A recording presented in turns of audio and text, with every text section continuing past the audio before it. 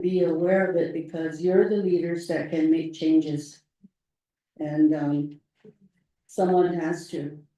And the problem with my office, I know we need office space because that building is so old and we've had mold and everything else. This summer, we even had scorpions. So now, the main concern of mine is that huge rock that's right behind my office. So there may be other dilapidated old buildings, but I don't think there are any that have a huge rock that may come down on the building one day.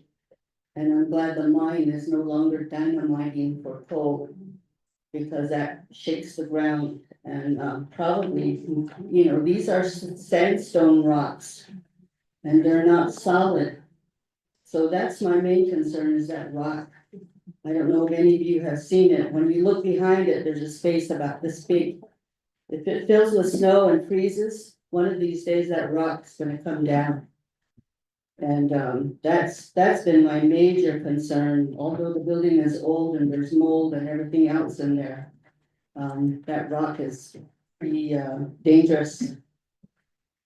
And there is a right to counsel, however, an individual has to apply. And they have to be deemed eligible, and there's two criteria for eligibility. One is the statute they're charged with has a jail term, and the other one is that they're indigent. So over the few months, the last few months, sometimes we get appointments where people are over income, and we have to do motions to withdraw because our resources are so small that we can't represent everybody. Ideally, we should have more people because we don't have enough staff, and people who want to be represented by a public defender can't always be represented because we don't have the resources. So that burden falls on members of the Navajo Bar. And they have to do it without pay, without travel expense, reimbursed and so forth. And it's creating a burden on them, especially because our bar members have been reduced during COVID. We've had people retire, people die, and people, moved out of the area.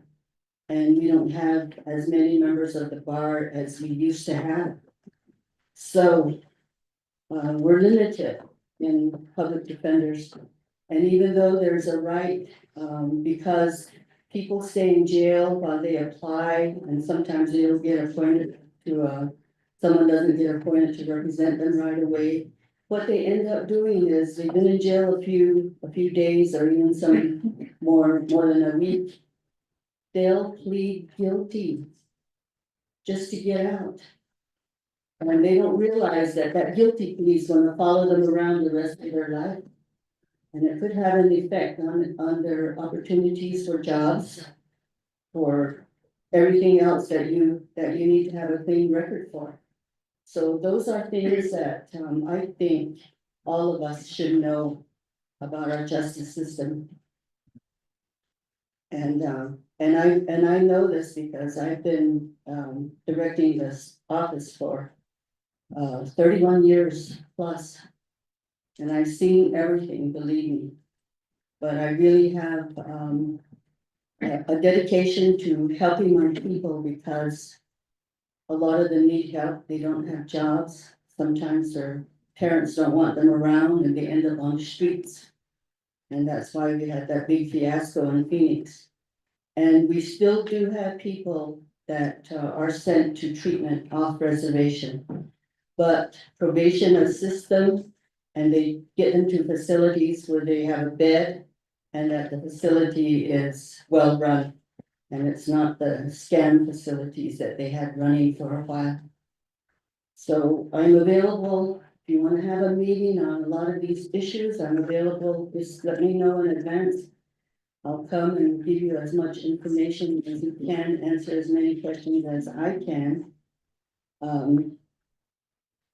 And I'm dedicated to what I do. I help people. And that's how I was trained. Oh, the car insurance, I'd like to have my ASO answer that question because she handled that herself. Thank you, and my ASO is Amber, sorry, is Courtney. I could be your agent. Okay, Courtney Curley. I'm doing many things in budget period, but I need budget for 2 and 3. Okay, she. Thank you, Director Bowman, the request by the committee, in order for us to, take the recommendation from law and order committees that we need an updated budget, line and budget 2 forms. 2 and page 2 and 3, but I don't know updated on yours, but do you have 2 and 3 in your hard copy? I have 2, yeah, you're right, I don't have the hard copy of form 2. I don't have page 2 and page 4. No, page 2 or page 3, I have page 1 and 4. I don't have 5 either, but, no, I do have 5. Mr. Todd or Mr. Bose, could you grab, page 2 and 3 of their budget forms and make copies of those? Thank you.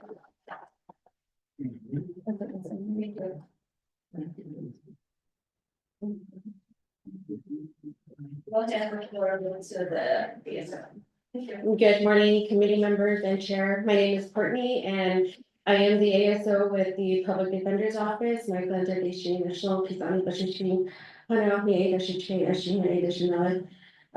your question to the car insurance, we did run into a fiasco with purchasing a vehicle.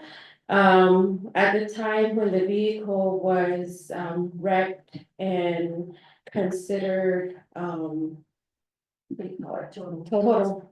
I worked with the insurance department, risk management. However, when I was working with them, they had told me that unfortunately, even though the vehicle was covered with insurance, they didn't have a replaceable, meaning that they were working with fleet management on getting us a replacement, but fleet management had told us that they had exhausted all of their funds to purchase vehicles for another department. So therefore, they couldn't help us in purchasing a vehicle for us.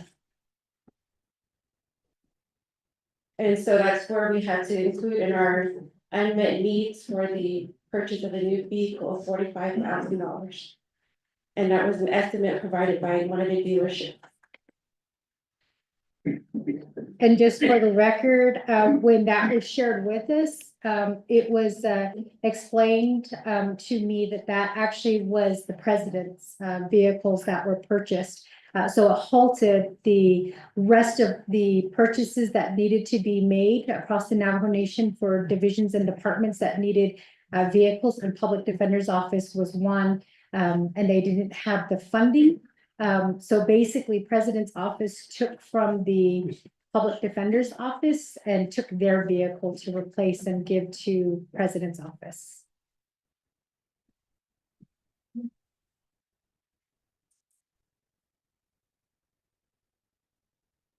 Thank you, Chair Junior Charles Newton. As you know, the Budget and Finance Committee does have oversight for insurance services. We will be taking a look at some of those questions further for the insurance services. Members of the committee, does anyone else have any questions to legislation 1752? Yes, we have copies of those. They passed out. Page 2 and 3 is funding. Members of the committee, does anyone have any questions? I'll go back to Director Bowman if you'd like to make more comments while we're waiting for page 2 and 3. Okay, Madam Chair, thank you. And thank you, Madam Chair and members of the committee. There's one little piece of information that you need to be aware of that that I came across, and it might assist you in how you go forward. The detention for children that is used now is in Crown Point. So we had a client that had a case in Dilcon, and she was taken to Crown Point since that is the only detention facility open for children. So that might be something you need to consider for future. And many defendants are housed in Kayenta and Tuba because of the lack of jails, lack of detention facilities. Just so you know, I believe Crumpoint is open, and it's used by the eastern side. And Shiprock, defendants, I think are housed in Kayenta.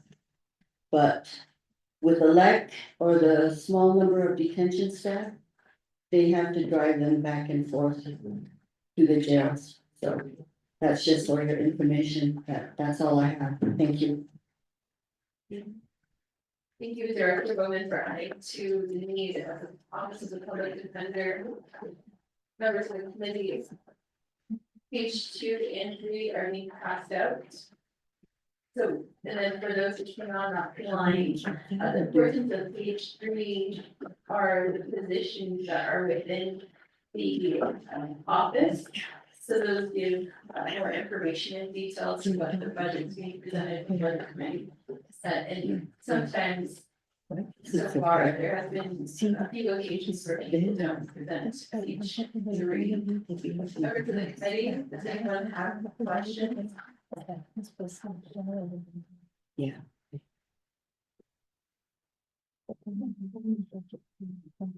Members of the committee, are there any amendments to legislation 17524? I'm gonna make it as a company.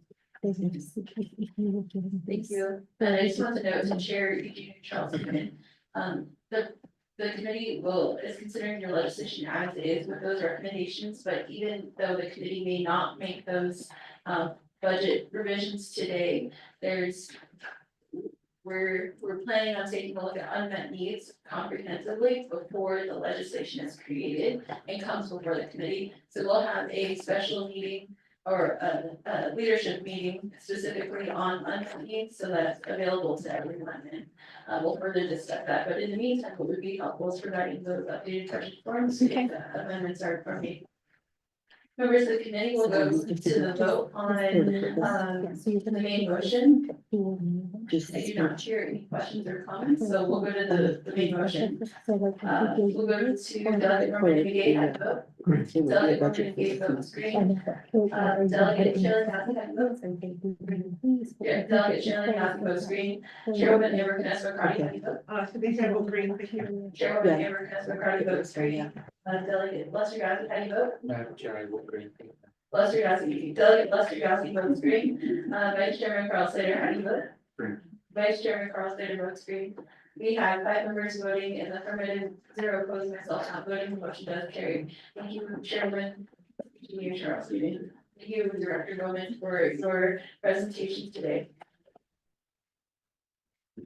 We will move on now to the Department of Justice legislation, which is a revisit that was tabled last week. I'll give the floor over to Mr. Toppy to go over that information. So now we'll go to the speaker for the Department of Justice. Chair Eugene Charleston, who is the agent of the Department of Justice legislation? I believe the agent is Mr. Chris Beecher, and then we also have the Deputy Attorney General Heather Claw, who's also here as well. Thank you, and I wanted just because we are moving through several legislation, I don't know if the Division of Public Safety budget writer will be ready. Chair, do you have an update on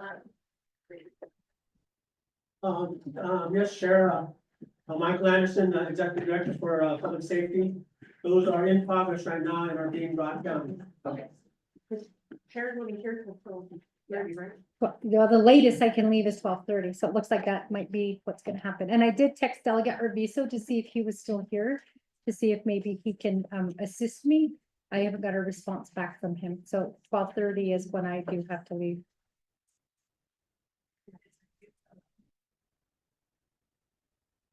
Delegate Daniels is in Utah. Delegate Nathan Nota is not here. Delegate Urbiso, he just texts back. He's currently in a meeting. And then there's myself and then Delegate Urban Mitchell, but I don't know if Delegate Mitchell is around. Thank you, Chair Eugene Charleston, for that update. So we'll move on with our agenda. Mr. Tommy, could you give us a recollection, or just give us where we were on legislation 17424 regarding the Department of Justice? The Madam Chairman of the Budget and Finance Committee, this legislation was read into the record on January 14, 2025 at a special meeting here in the Budget and Finance Conference Room. This legislation had one amendment, which was replaced Exhibit B with the new Exhibit B to reflect the recommended conditions or appropriation legislative concerns for the Department of Justice. This legislation was tabled on the exact same day. Motion made by Emeritus McCarty, seconded by Carl Slater, with a vote of 3 in favor, 0 opposed. And Madam Chair, not voting, the table legislation for 0174-24 was for the Department of Justice in partnership with the Office of Management and Budget and the Office of Control was to revisit the budget and answer questions relating to the American Rescue Plan Act, ARPA funding, and the request for unmet needs and cross-referencing personnel that are fully and partly funded, cost sharing, the salary adjustments, and step increase. Madam Chairman of the Budget and Finance Committee, that's a recap for legislation number 0174-24. Thank you, Mr. Tati, for reading that into the record and also informing the committee members. The committee, there was a tabling motion made on January 14, 2024.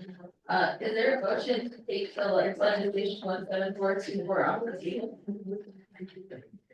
Motion by Vice Chairman Carl Slater, to a second to take the legislation. We have a motion by Vice Chairman Carl Slater, a second by Delegate Lester Yasi. Members of the committee will go to a roll call vote on taking legislation 17424 off the table. Delegate Norman Emigay, how do you vote? Delegate Norman Emigay votes green. Delegate Shirley Yasi, how do you vote? Delegate Shirley Yasi votes green. Chairwoman Everton as required, how do you vote? They said about green, thank you. Yeah, thank you, Chairwoman Everton as required, votes green. Council Delegate Lester Yasi, how do you vote? Thank you, Council Delegate Lester Yasi. He votes green. Vice Chairman Carl Slater, how do you vote? Vice Chairman Carl Slater votes green.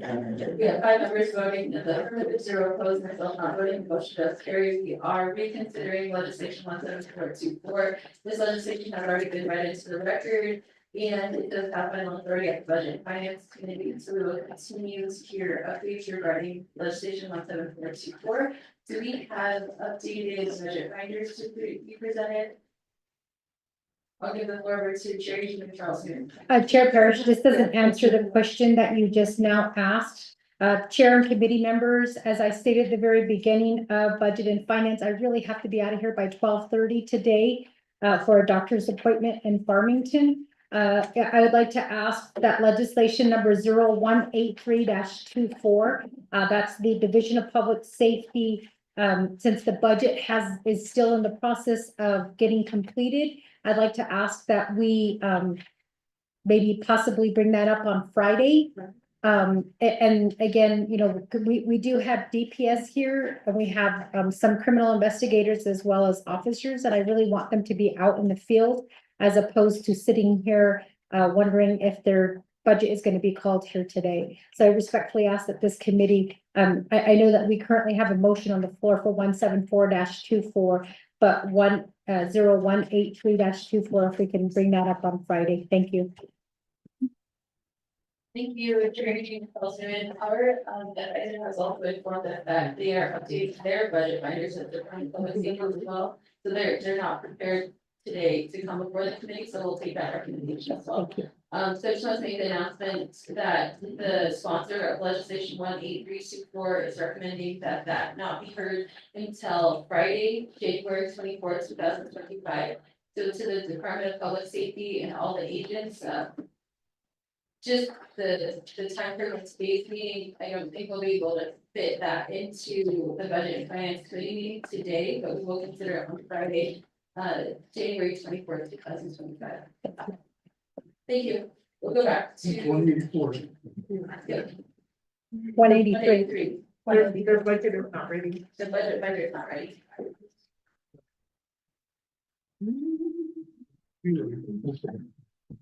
I also want to make the announcement to the Division of Public Safety that we do have a report though on the next meeting.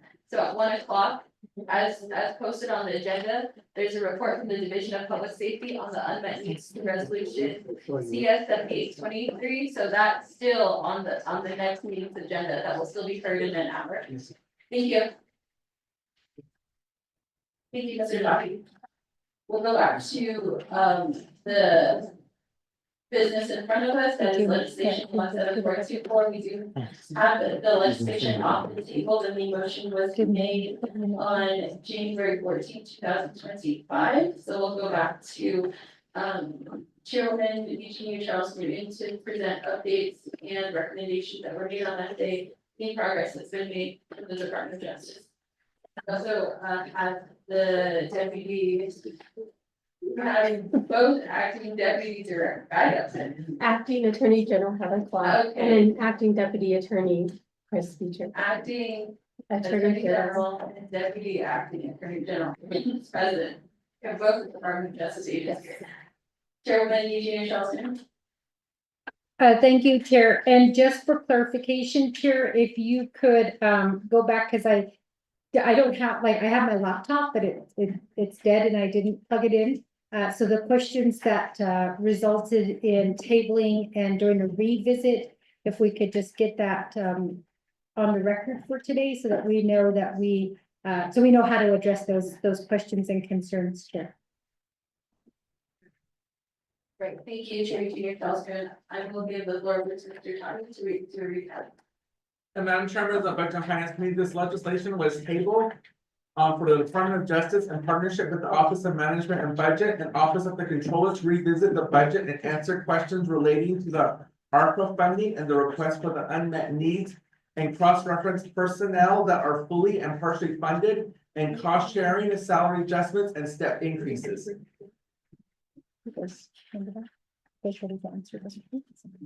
Thank you, Mr. Tony. And I believe the committee also asked for the ARPA funded position report as well, from the Department of Justice.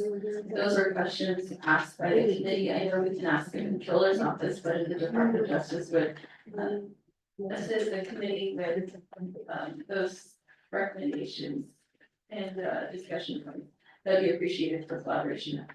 We go to Chairwoman Eugenia Charles. Thank you, Chair and Budget and Finance Committee members. I'm going to go ahead and turn the floor over at this time to Mr. Beecher, who was prepared to answer those questions that were presented by the Budget and Finance Committee. Chair. Thank you, Madam Chair. Madam Chair Parrish, thank you for having us back again today. We appreciate the time. We've gone back and consulted with our team over at DOJ, and we prepared the answers. I'm going to turn the floor over to Acting Attorney General Heather Claw, who's researched the information from the prior year that the questions were asked about, and she's prepared to answer those questions in detail. Thank you. Thank you, Chair, Vice Chair, Budget and Finance. If I could go ahead, the first one was regarding the ARPA funding. We did have some personnel with the funding. I think one of the questions is what are you guys doing in checking those fundings to make sure that they're ARPA eligible?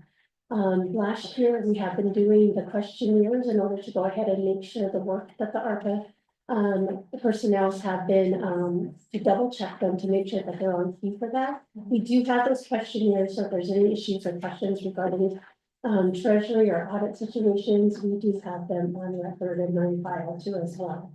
I know the specific ones was regarding the also the Office of the Prosecutor. We do have 4 positions for victim advocate witnesses. We do have 3 filled with those. We are looking to go ahead and fill 4. Those are funded from the Office of the Prosecutor. The question that I'm going to add on to there, because I think it's important, I believe that it was I was told that Delegate Yazzie asked questions regarding the Navajo Hopi land program, and I think that's important. So I appreciate if you don't mind me answering those questions right now. The question was, did we close it out?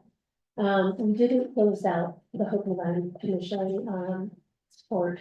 We actually took The office is still open, there's an assistant in there, so if anybody has any questions, they know where to go at the same office. We did take those positions for a principal attorney as well as the advocate, principal advocate position. We moved those into the economic development unit in order for them to go ahead and continue to assist. Last year, the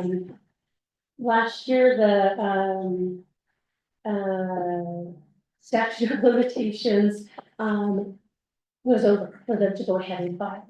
So that now we're not taking any more cases on that behalf. We're actually concentrating on finishing up the 20 that we have in federal court right now. Those particular, members understand who to contact in order to go get questions, so they still have a direct, line of communication on that. And we're looking at going over and moving those through. We have definitely been assisting the Hopi Land Commission.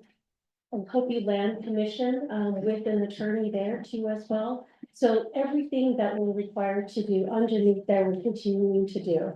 And so there wasn't necessarily any need to give notice to the, clients because they had their direct contact was still there. Let's see, and then I did answer the question of why those positions were, moved to, economic development unit. Our plan of operation code for the Navajo Hopi land hasn't quite changed because we're still offering and providing the services to them. However, the question is, when you're closing that out, you do have to do a legislative, presentation for that, because the Hopi Land Commission, the plan of operation is not in the code. However, in our 2 NNC 1961C4, that states that DOJ should have a consistent Navajo Hopi Land legal services program. When we're looking at finishing up those 20 federal cases, we will be winding down on that, and at that time, we do definitely need to go ahead and amend that legislation. So that's kind of the plan with the Hopi Land Commission. I answered those questions for you. Let's see. And I apologize, I just went blank. I wrote something down here, but it's kind of. Our Attorney General, I'm gonna ask the committee if they'd like to let the chairman of the Navajo Hopi Land Commission do a quick comment. Is that okay? I don't look at the little Billy. One other question. Okay. To Chairman on this. Thank you very much, Budget and Finance Committee, for this time to bring some I guess concerns. The federal government, the Office of Navajo Hopi Indian Relocation Program, has not moved to close that program down, nor has the Office of the White House. The Office of Navajo Hopi Indian Relocation Program is under the directive of the White House. As of today, the White House has not had moved to close out any activities pertaining to the office, to the Navajo Hopi Indian Relocation Program. We still have those 20 names that are, or individuals that have, I guess, is litigating the case. But overall, it's very disheartening to hear that Navajos is in a move to shut down its litigation side to house the, or to help the office of, or to help the clients who are still fighting to get certified through Office of Navajo Hopi Indian Relocation Program. There's other people that are still trying to get their certification done, because a lot of them were not part of the enumeration when the enumeration happened, at the time. So, and then at the same time, as the chairman of the Navajo Hopi Land Commission, the Navajo Hopi Land Commission office, under the office of the president, has not presented to the commission of their program, and they go hand in hand. The Navajo Hopi Land Commission office will stay open as long as Office of Navajo Hopi Indian Relocation Program is still open, because we're here to make sure that the federal government complies with the 1974 Relocation Act. And if the Department of Justice closes down or moves to close out the attorneys that the nation has representing these individuals, where do we go? Where do they go? So that's my concern. The 313,000, somewhere we need to have another discussion pertaining to that, because the last individual that was there, this is just me, myself. She was just pushed out. She was just pushed out of there. She left at one point because of the same thing. And when Attorney General Doreen McPaul came in, Doreen McPaul needed individuals that had litigation knowledge behind the Navajo Hopi Land Settlement, and brought her back on to man up that office. So now she left. In my view, personally, I'm just one person out of council, one person out of the commission. She was forced out. And therefore, that this left that, yes, there's a person there right now, manning up that office, but I don't think that what type of services that are being provided there is continuing to move forward. But if money is to help these families help litigate their cases here is very important. If we zero out the budget, the issue is going to be who's going to pay for the litigation costs. Because if we move to try to find other attorneys to litigate this, that drives these people to go outside and into the private sector to hire private attorneys to litigate that. There are private attorneys that litigate this type of litigation, but that's in the private sector, but the cost will come out of the homeowner themselves, who are part of the litigation that is trying to get certified. So those are just my concerns, and it's a vital office out there. That office serves the families that were impacted by the 1974 Navajo Land Settlement Act. So at this time, if there's other alternatives that the Department of Justice is finding a way to provide legal counsel to these individuals, I think that we need to have that discussion to navigate or to the oversight. And I think that oversight there is LOC, and then the Navajo Hopi Land Commission office really relies on those attorneys also. I'm trying to remember her name, Shereen, no, not Shereen. What's her name? Susan Eastman. When Susan Eastman was here, she worked hand in hand with the executive director of the Navajo Hopi Land, executive director, Sarah Slim, pertaining to policy, pertaining to issues pertaining to MPL, issues to the Settlement Act, and any type of land issue also. So it is vital. Today, I really haven't heard from the commission that how this office is going to be restored. but it looks like it's gonna be zeroed out. So my concern is that, once it's zeroed out, who's gonna hold that responsibility to provide that service for the individuals that were impacted by the Navajo Hopi Land Settlement Act. So that's just my concern. Budget Finance Committee, you are the, I'm just bringing this, to my, your attention. I serve as the chairman of the Navajo Hopi Land Commission, and, since that transition to today, we have not, gotten a report from the Department of Justice pertaining to the status of that office. So, we have clients out there or individuals out there, that may be wondering who are they working with? Who is their new legal, individual that's appointed?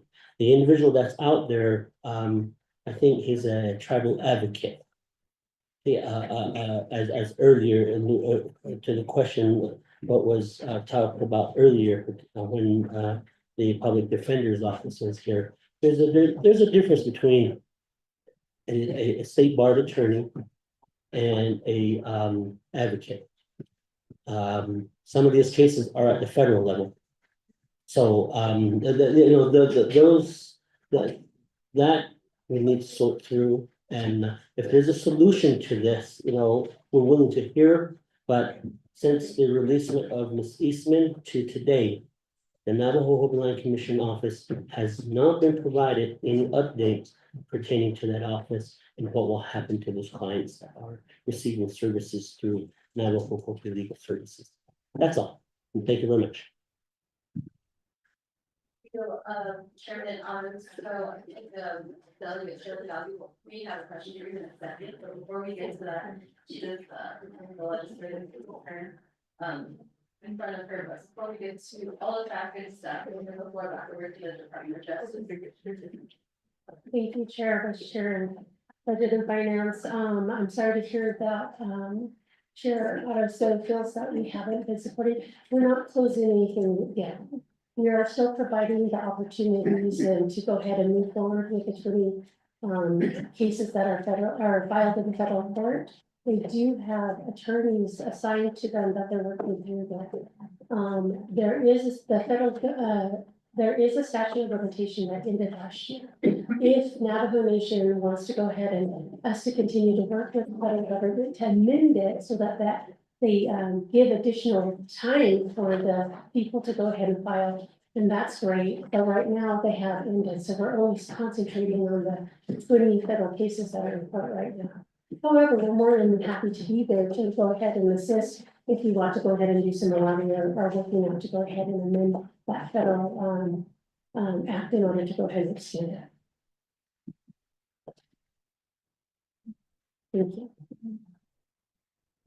Thank you. I will go back to Delegate Shirley Johnson to see if she has any follow-up questions, just specifically to this topic, because this was her line of questions to Mr. Painter, but we were unable to have that answered last week. Go back to Delegate Shirley Johnson. Good afternoon, everybody. I've been saying in a while. Thank you for being here. Justice and other departments, and also Chairman of our subcommittee. So my question that I had asked is, I guess it would go back just to how I understand that we have our plan of operation and we have our subcommittee, and I am in the subcommittee with Navajo Land Commission. I'm very surprised that, there would be, you're taking everything out of the budget, even though, there's still cases there.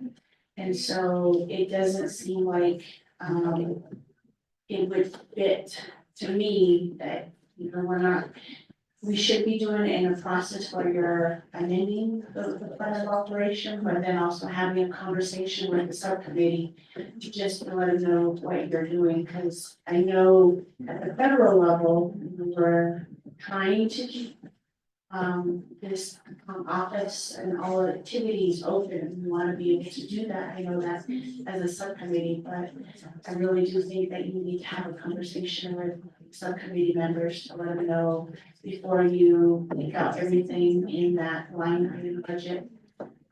But that would be what I would like to do, but I'd also like to ask, them, so what, what you're recommending, and I'd like to hear that as well.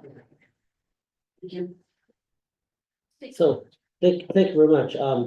I do understand that this program is under the Department of Justice. And, excuse me, and maybe it's a form of reshuffling some of the resources to put elsewhere. But the concern is the cases that are existing. Will they be sufficiently protected because, or represented by the Department of Justice? Because once you zero out a budget out of that line item, usually the question is, or what is told is, oh, we can't do anything, there's no money in there and so forth.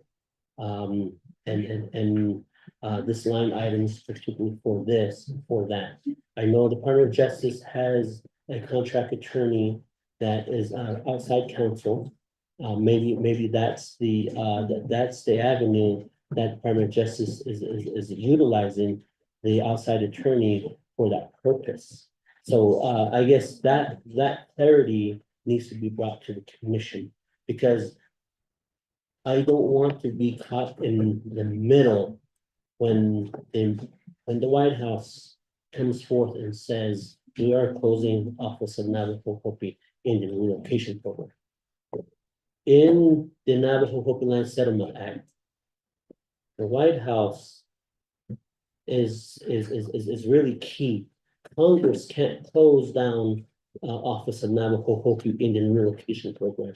It's just like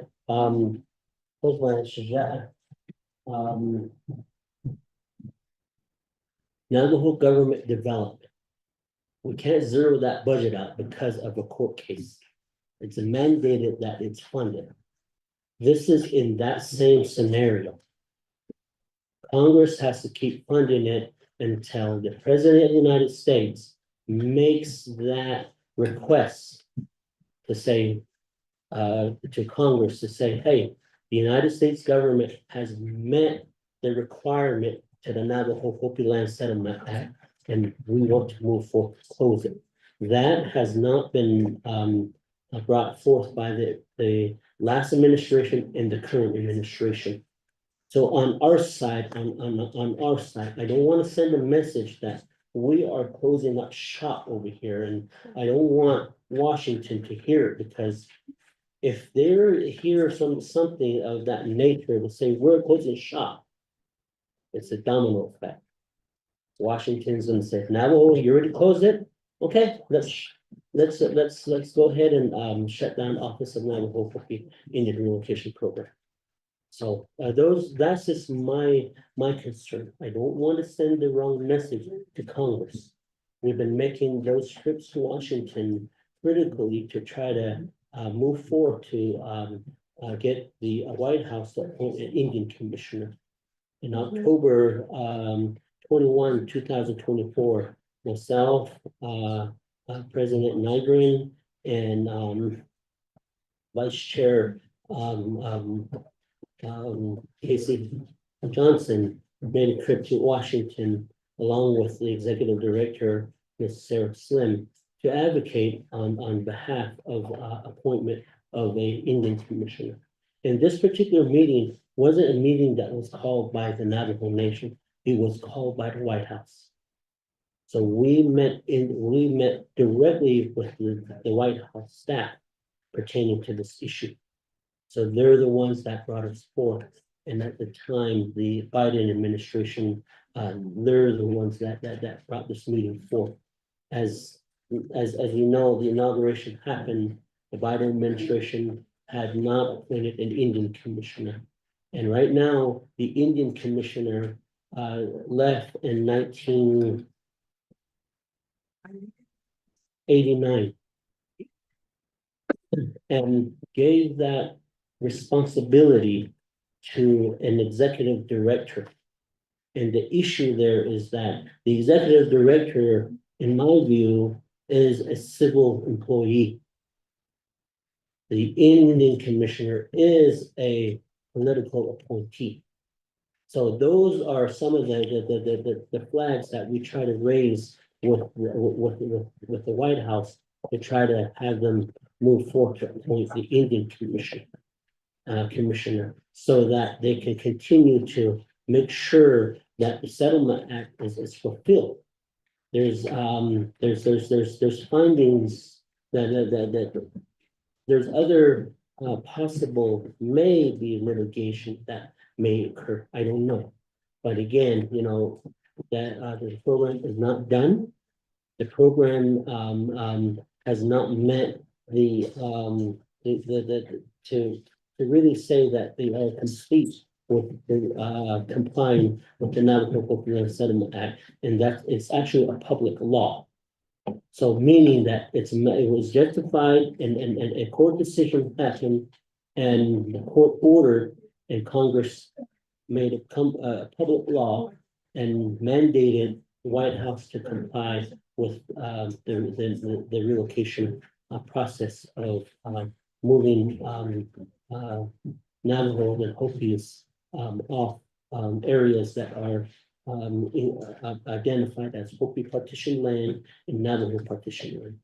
So it is, but if Department of Justice is actually indicating that it is, they are still part of the program, and we just need that reassurance from Department of Justice, because we get a lot of questions at the local level. Where do we go? Who do we talk to?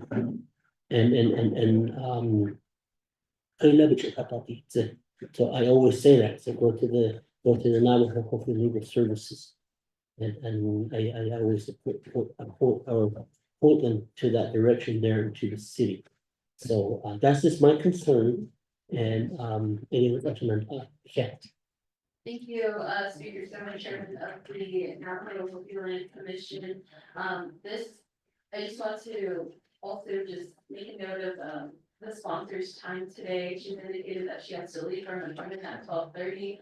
And it just sounds like to me, to the Department of Justice, that there's lack of communication and that the communication is not there between the commissioners and also now with the land office. I know the committee is considering several types of legislative consents. So I'll go back to the committee for any comments, and then we'll just keep it to the budget and also any actions the committee would like to take at this time.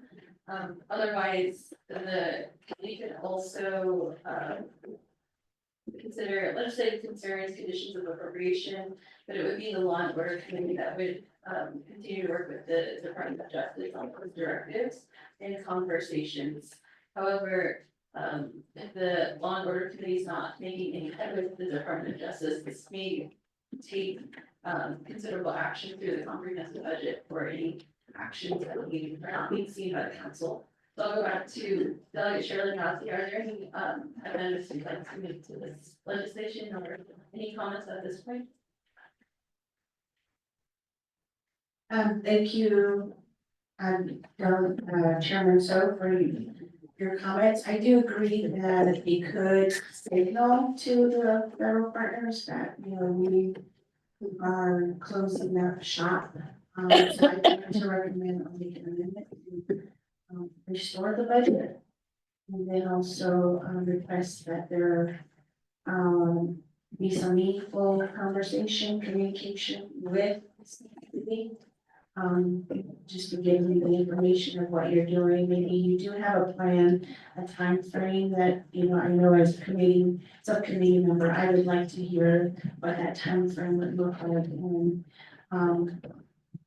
and then even have updates on the cases. I think we've done that, but if you're planning to also now return close up a shop, we would like to hear what those would look like, the time frame. Because I think it does allow us to go back into our communities and let our our members know what's happening. Just have more conversation, so that would be my, Delegate Chair Massey, do you have those amendments prepared? not yet. Okay, so my recommendation at this point is because you're asking for some budget transfers and revisions, what we can do here at the Budget and Finance Committee is while you're preparing those budgets and revisions, what we can do in the comprehensive budget is take a look at how you're going to amend the budget. So you could ask today for the Department of Justice to create budget forms that reflect what you're requesting, which is what I think Chair Inverness Riccardi did in the last legislation, was to ask the Office of the Public Defender to have that prepared. Because in our committee, we'll take, after we take actions on this legislation, and then the Office of Legislative Services, Council is going to create the comprehensive budget. It's while that is being created, that we can consider unmet needs, and because the way that this legislation is being presented to us today, it would be seen as an unmet need or revising the budget entirely to make that fit into the budget. Because we would, at this point, we would be considering moving money around to the executive branch. Because the Department of Justice is an executive branch, but otherwise, if they're not electing to present that in their budget right now, we can definitely dissect that budget, but I just wanna make that consideration with time, that there's also another ability to make those amendments in the comprehensive budget. Like further discussion along the line. So we're just getting through these committee resolutions, and then we're gonna look at the draft of the legislation or give advisement to Office of Legislative Counsel on those amendments. Just some comments now, but I don't know, Chair Inverness or Carter has further recommendations. Well, yeah, thank you. I'm gonna actually ask the committee if we could go into recess for lunch. The sponsor does need to leave. There's other issues that DOJ will need to address in reviewing your budget. If you have employees that are currently employed, but you're asking us to approve a salary at a prorate. I'm not gonna, I don't think, I'll be one delegate to stand firm and say, if you have hired employees, we should be seeing 2088 hours. So I'm gonna ask for those budget modifications to take place. So I'm asking for a recess for lunch, and then we'll go to committee at 1. And so I'm not sure what's on our schedule after Department of Justice if this wants to back here. Thank you. Thank you, Chairman Inverness Riccardi. I could also, the committee would also like to hear this during our next, we do have a special meeting scheduled this afternoon, but we can also add this as a report for further discussion as well at the next meeting. I'll go to Mr. Chappie for further advice.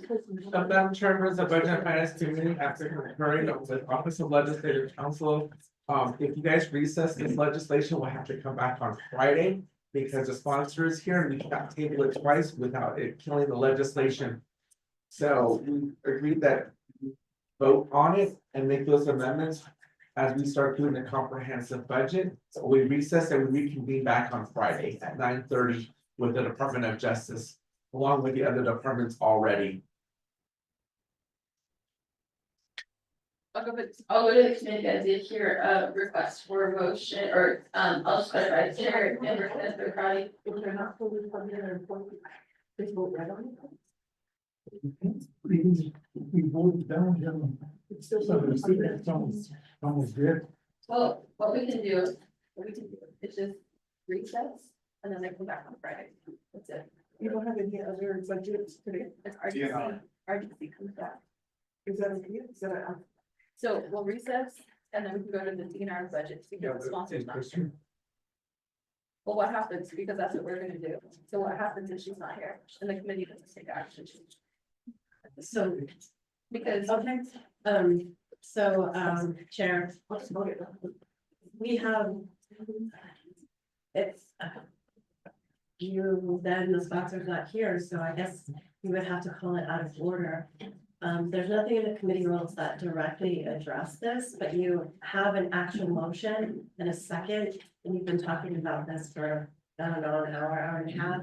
So you have to take substantive action on it or call it out of order or table it again if it's tabled again. then, we have permanently from the agenda.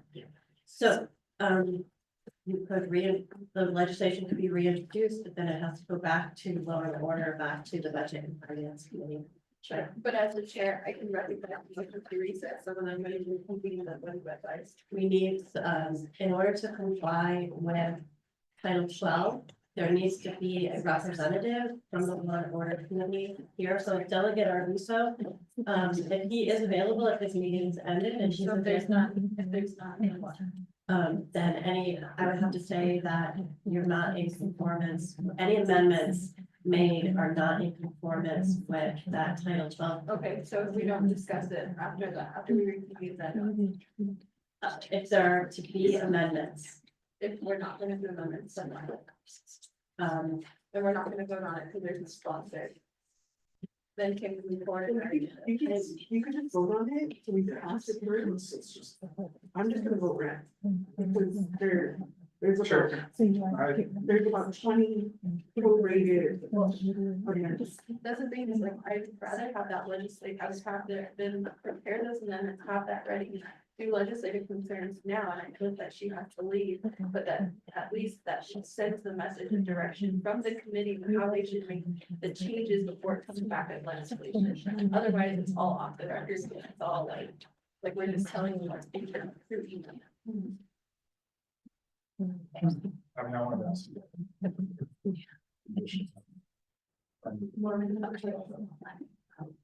No more questions, sir? Well, thank you, Madam Chair. Can we just, well, if we pass it, and make a notation of it, that this needs to be done, can we do that now? Well, we can do it at budget and finance again. Because once the comprehensive budget comes back together, the first stop is budget and finance. It's coming back to us. It comes back to budget and finance. Okay. So. Members of the committee, or I want to ask then to the Office of Legislative Counsel, if the committee votes this down. If we vote this resolution down.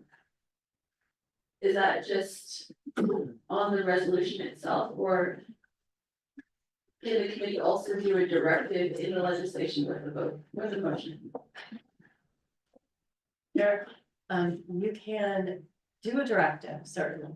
But I'm going to have to discuss this with the others in the Office of Legislative Counsel as far as the impact of voting red on this in the comprehensive budget.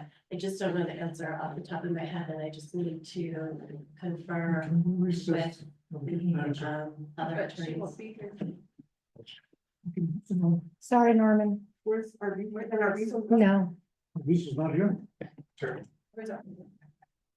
Vice Chair Slater. It has to be one of the. Thanks, Chair, it's my preference is that we vote in now, like. We can't undo the motions that we did, so if these were concerns beforehand, I wasn't here when these questions came up initially. And I can't vote agree for it right now because of the issues related to the prorated positions. And then secondarily, in the budget documents and the legislation, it doesn't have the. At least one that I picked up, pulled up that Ronnie sent out, it doesn't have the position listing or, where it shows the salaries, the titles, all those things. So, do you have a hard copy? Okay, so that must have been a couple weeks ago. So my preference is to vote on it now. We took a course of action, we have to follow, see through it. Just recess, right? Come back, try, whatever. No, if we recess, then the motion still stands when we reconvene, and we wouldn't be able to get through the DNR stuff today. I prefer that we do that. So, Chair, Wait, I still have other requests, so.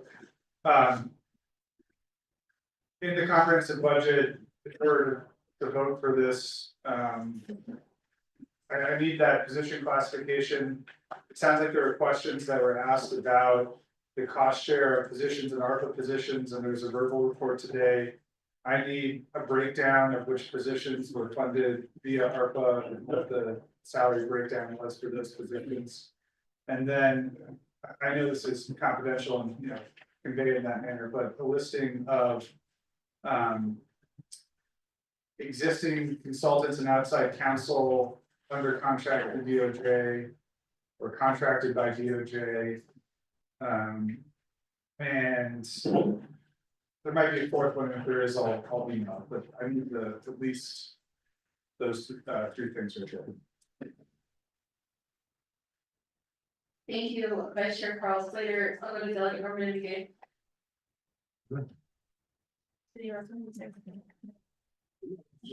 Just recess, but then maybe he can call one of the LOC members, get it back in.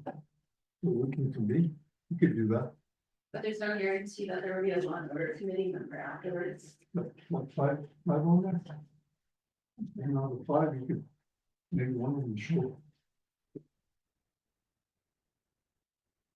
I want this person need to know about, if we just think about it now. Kristen?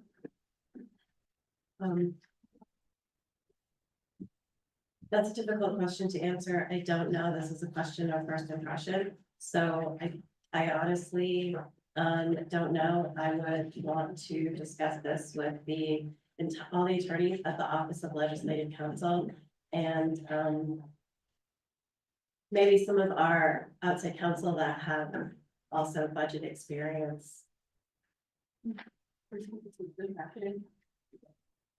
So that would impact how we vote on this legislation, is that answer? So it's 12:35, maybe an hour, so that doesn't put you in any better situation than I said 10 minutes then. Here's the committee, well, I guess. Okay, Chris, to the Office of Legislative Counsel. If you're advising the committee to take a vote on this and the committee does not agree with the budget before them, then how do you advise the committee to move forward with the budget? Well, you have options. So one of your options is that you can vote it up, you can vote it down, you can table it. You can go into recess, so you have 4 options. I don't know how, I'm not a very good chess player. I have a rudimentary idea of how to move the pieces, but I can't foresee 10 steps ahead of me. So there are consequences certainly to voting it down. Potentially that might mean that it's not included in the budget. I don't have an answer to that one off the top of my head.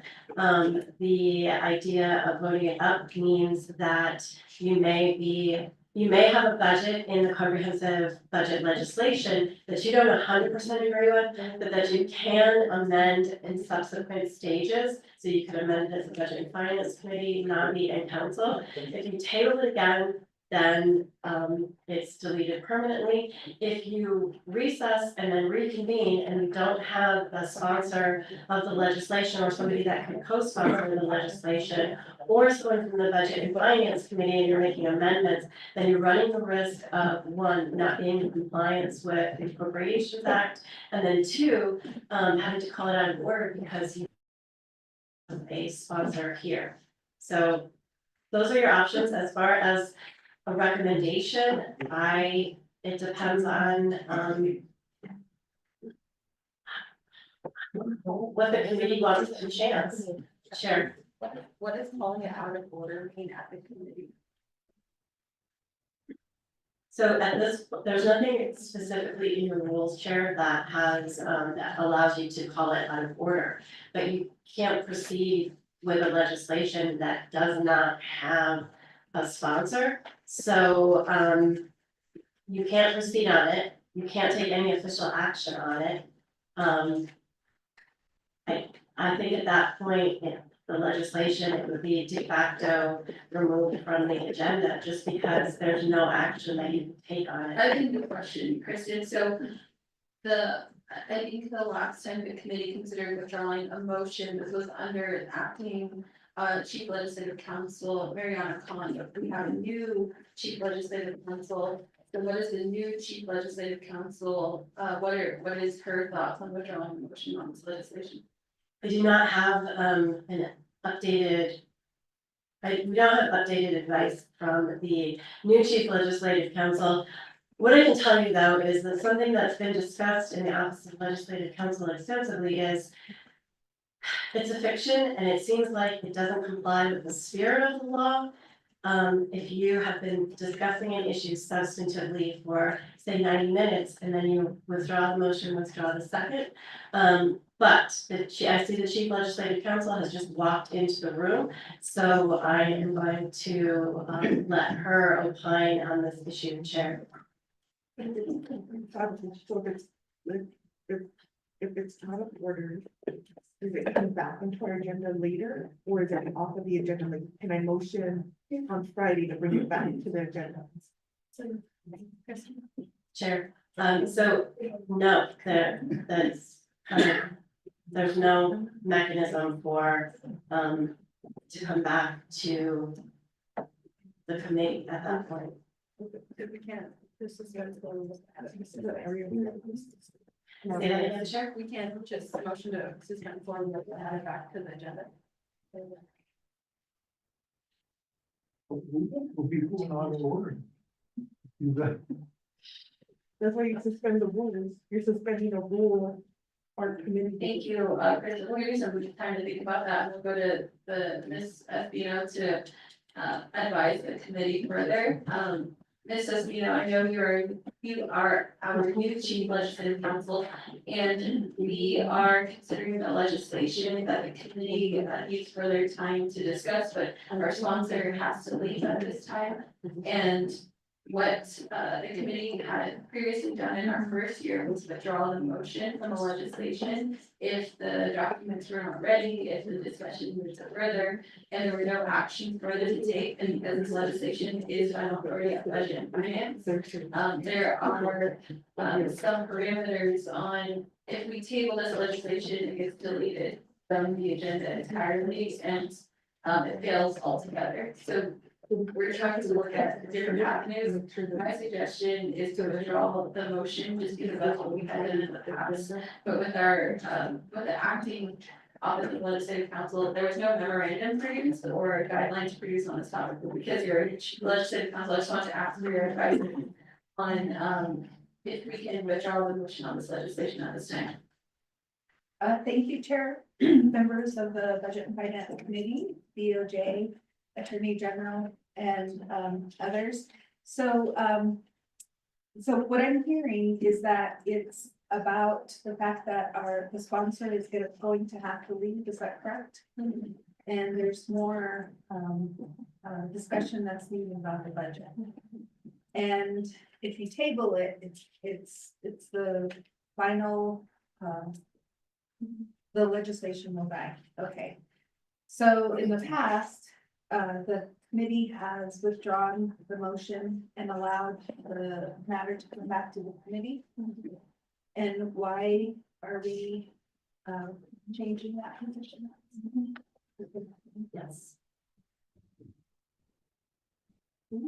So the Chief Legislative Counsel posed the question to me, why is there a departure from past practice? And that why was there an interpretation from the Office of Legislative Counsel to not allow for. Do it now, on the call, on the record, but You guys want to powwow? you want to go to over there and cover it? It doesn't matter to me. Okay, it's up to you.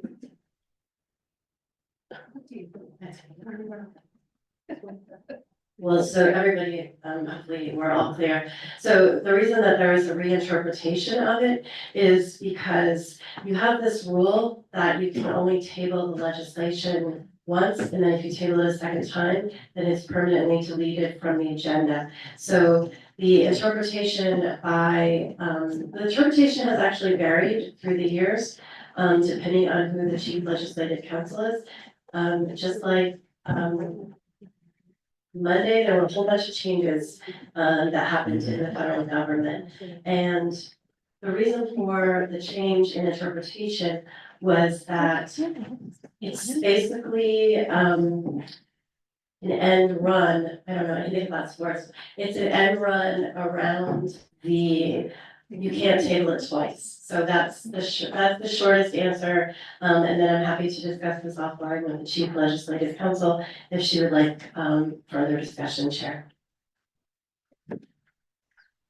Thank Thank you, Kristen, and secondarily, the question was, if we do recess at this point, so we do reconvene and there's no sponsor. There's no guidance in what. I mean, Kristen kind of just said that the legislation is deleted off the agenda, but there's no rules. And the same rules of order that state what happens to the legislation. So as a chair, these are the recommendations I'm making to proceed with the committee. And in the past, if the sponsor was not there, we just proceed with our agenda. That's in the past, that's how I chaired the committee before. However, I don't know what this means technical, what Chris is referring to as out of order. So if we do recess at this point and there's no sponsor, we just move on to this legislation. But again, Chief Legislative Council, let's hear it. Can you give me a few minutes?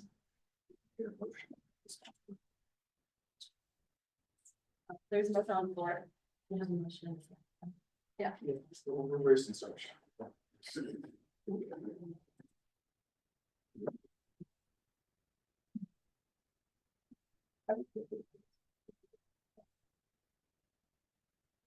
Because I know that the committee's not comfortable with this budget.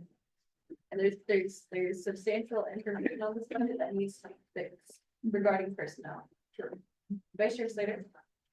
Next, so I just read Title 12 again, and I'll read it for everyone's benefit, but I guess the first thing I would say is the conduct of our meetings is say loosely or whatever, you know, based off Robert's rules of order and how that's changed and evolved over the years and all of that, but you know, in the code and the rules of order, the principle of Arvin's here. the majority will of the body is what prevails. And so withdrawing motion, I think under those rules of order, the principle is okay, if the majority is comfortable with that, if there has been substantive discussion and debate, then that can prevail. So I think I would be comfortable with withdrawals looking at that. Because that's continuing to the this issue specifically within our rules of order in the code, and it doesn't say there's any ability to condense that course of action. And then going to what's in the code and the potential implications, there's nothing in there that says that if you vote it down, it doesn't become a part of the budget. That you can't make things in the budget. So the oversight committees, I'll read from section 840. The oversight committee shall make recommendations concerning the budget and pass resolution of recommending appropriations and conditions of appropriations for activities within the respective area of oversight to the budget and finance committee pursuant to the timeline established in the budget instructions manual. The oversight committee recommendations shall not exceed the planning base amounts set pursuant to section 830H. The Budget and Finance Committee shall consult and negotiate with the respective oversight committees if any changes are being made before making final recommendations to the council. Changes made pursuant to this consultation negotiation process shall neither increase nor decrease the base planning amount set for the executive branch divisions, the judicial branch and legislative branch shall be limited to internal reallocations of the base planning amounts for the entities. So it just says, well, we'll do those things before introducing. So in my opinion, if we need to negotiate and consult before the introduction, we can still do that, even if it's voted down today to make those corrections. And we haven't even asked the most important thing is how long would it take to make those corrections, and then we need 2 hours. So my preference is we just vote now and get things fixed before the budget is introduced. Thank you. Thank you, Vice Chair Slater. Members of the committee, other recommendations to go to a vote today. And it is on how the legislation is being presented in front of you. Whether you agree or you don't agree to the budget before you, that is up to the committee. The committee will continue to work with the Office of Legislative Counsel on creating the comprehensive budget.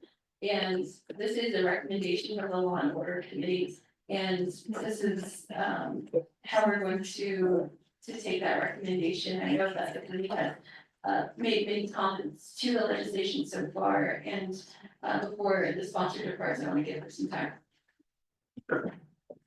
Thank you, Chair Parrish and Budget and Finance Committee members. I do have Delegate Urban Mitchell. I tagged him in, so he is good to go. He signed the legislation. I'm going to go ahead and excuse myself at this time since Delegate Mitchell is here. Thank you. Thank you, Chair Union Nelson. Further information, I'll ask the Department of Justice on the information. The same questions were asked last week, but no new documents were produced by the Department of Justice. I don't know if that was intentional or whether you all, I don't know under whose leadership, both of you sitting here, I'm certain that Mr. Rodas or another attorney is listening to this discussion right now and has been listening to the budget. But there's no excuse that you don't have those answers today. There's no excuse that those questions were not asked directly to the committee. You knew that this budget was before the committee. There's no excuse to having those documents prepared. Yes, this is a comprehensive budget, but again, like Vice Chair Slater, we're wasting time. And this is what it comes down to again. So I just want to know how much more time the Department of Justice needs for to answer the questions and prepare the budget documents being requested by the committee.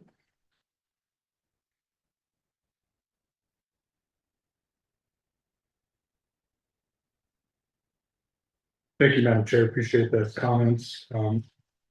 We do have written documentation with all the answers that we've provided to give them verbal. We understand that there will probably be more questions initiated from that, and we'll prepare to submit that once we get, we're giving you the answers on the record verbally and as like an addendum to make sure that any follow-up questions that you've asked today could be submitted in the written documentation from that standpoint.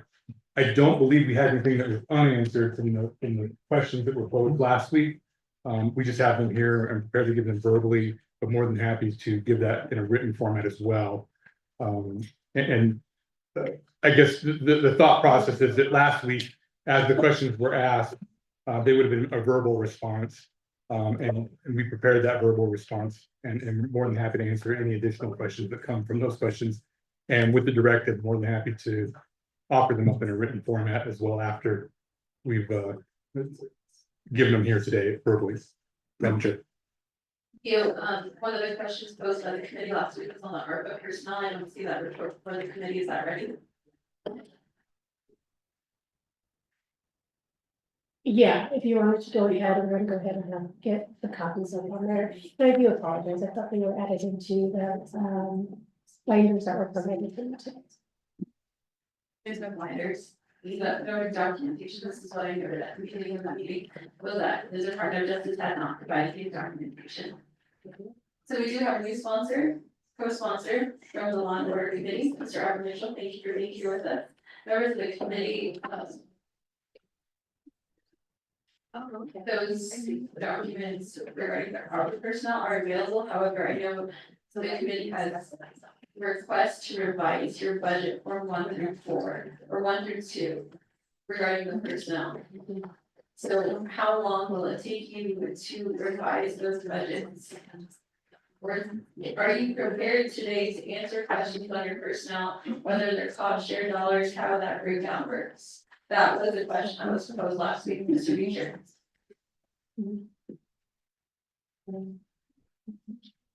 Thank you, Chair. Appreciate that. We're conferring with Barb who helped us prepare those documents.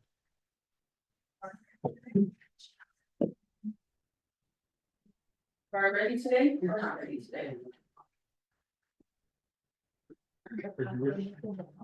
They're making the copies right now.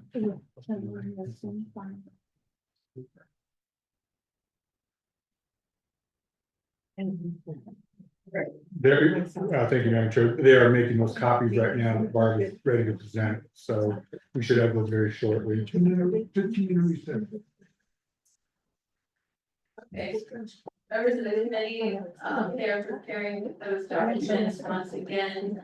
Would the committee like to recess for 15 minutes? 15 recess. And Delegate Ghazi, both Delegate Ghazis, Chair Crowdy, would you like to recess for 15 minutes? Yeah. Okay, so recess for 15 minutes. We'll reconvene at 1:08.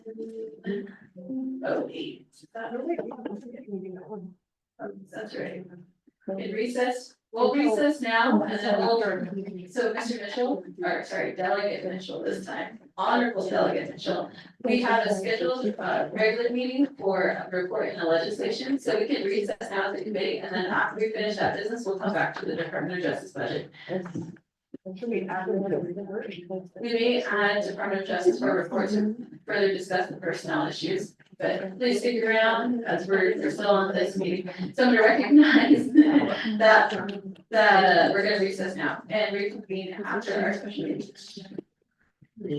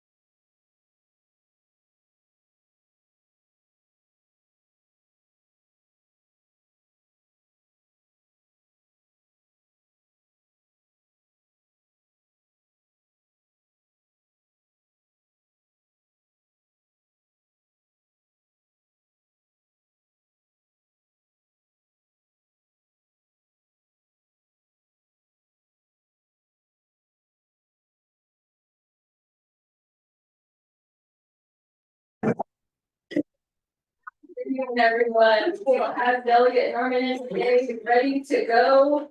So this committee is ready to go. All right, we're gonna call our special budget and finance committee meeting scheduled today for January 22nd, 2025 at 1 p.m. here in the budget and finance committee room. For the audience listening, this is not our special budget meeting, but this is our special meeting that we are taking action on separate legislation that is before the committee and also a report. So this is quote unquote a regular meeting. And then once this meeting concludes, we'll go back to our budget meeting discussing the Department of Justice budget. And then after the Department of Justice budget, I don't think we have a sponsor for the Department of Public Safety budget, so we'll still hear the Department of Public Safety budget on Friday.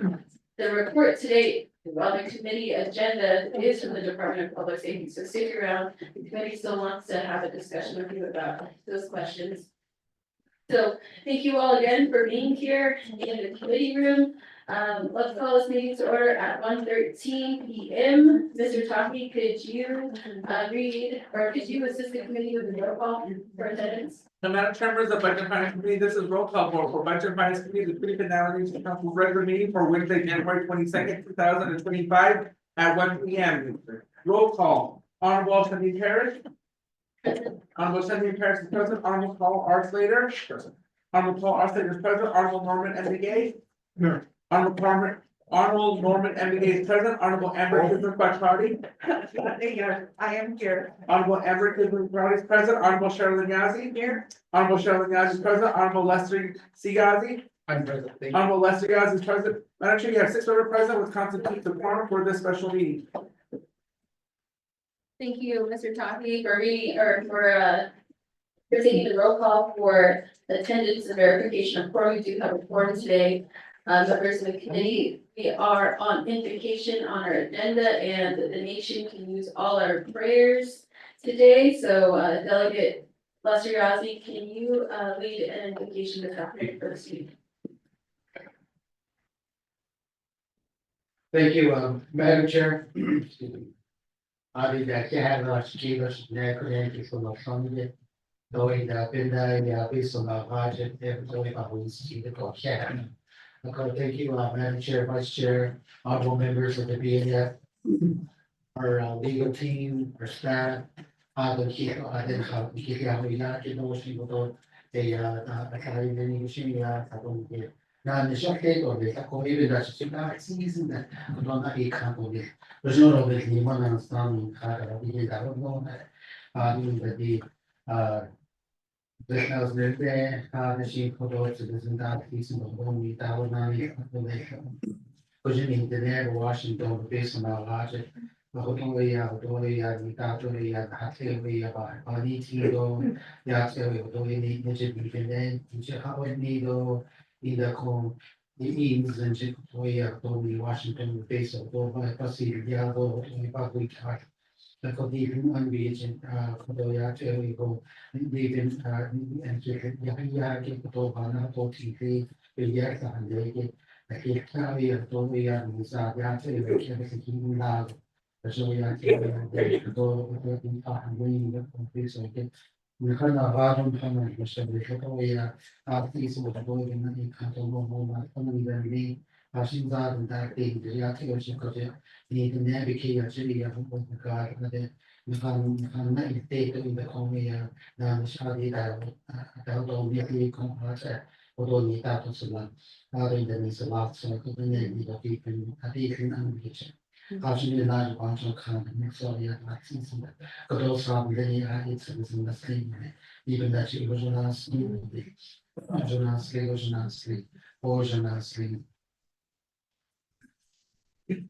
Thank you, Council Delegate Lester Yazzie, for the invitation today at our special budget and finance committee meeting. We will recognize guests and visiting officials. Members of the committee, we have various officials from the Department of Public Safety here with us, and they will all have the opportunity to introduce themselves once they are given their report. Members of the committee, with anyone like to recognize anyone today?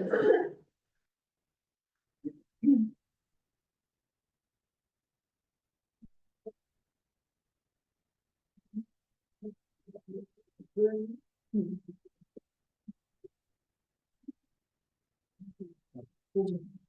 you. We do have the Office of Management and Budget with us still. Thank you, Ms. Albaton, Ms. Sosi, Ms. McCabe, and Smez, and everyone from the Management Budget for being with us all day today.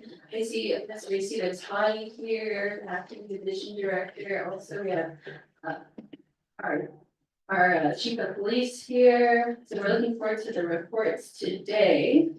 We'll move on with our agenda to review and adopt the agenda. Mr. Todd, can you read the proposed agenda into the record?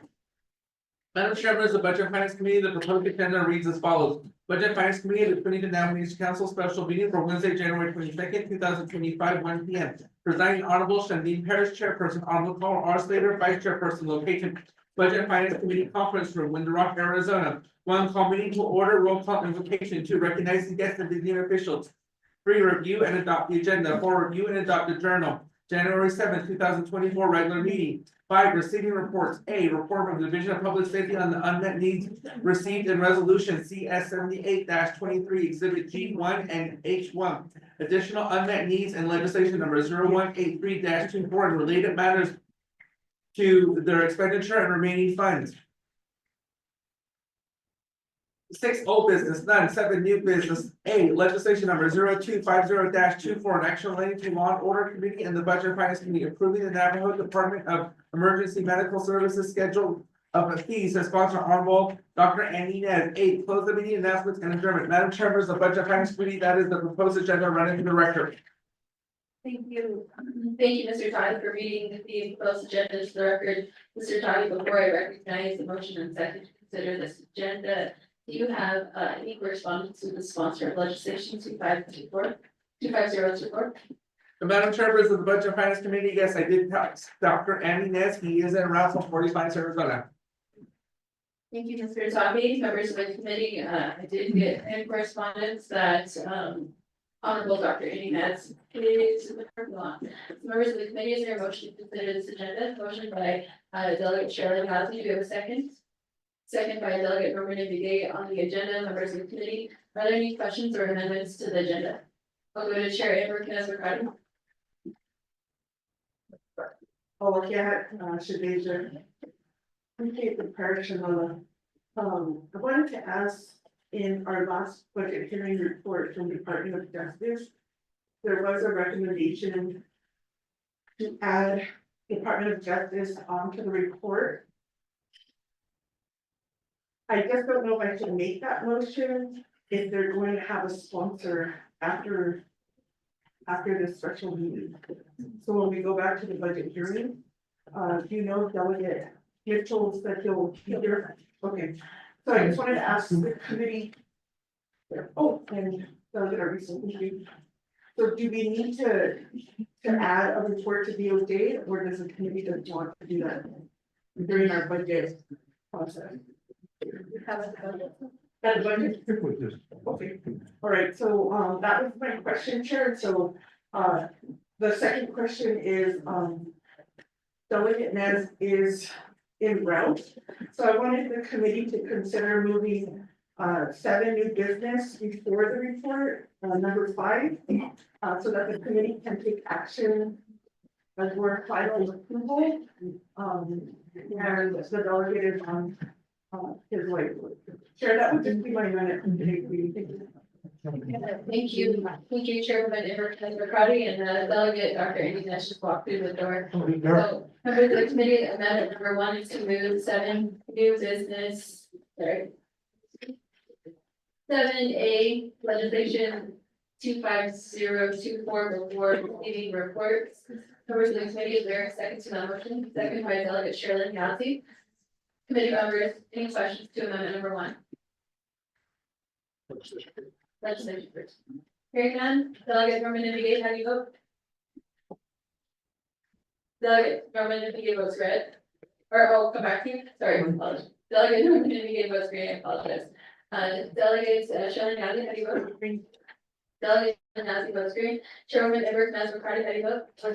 Green, thank you.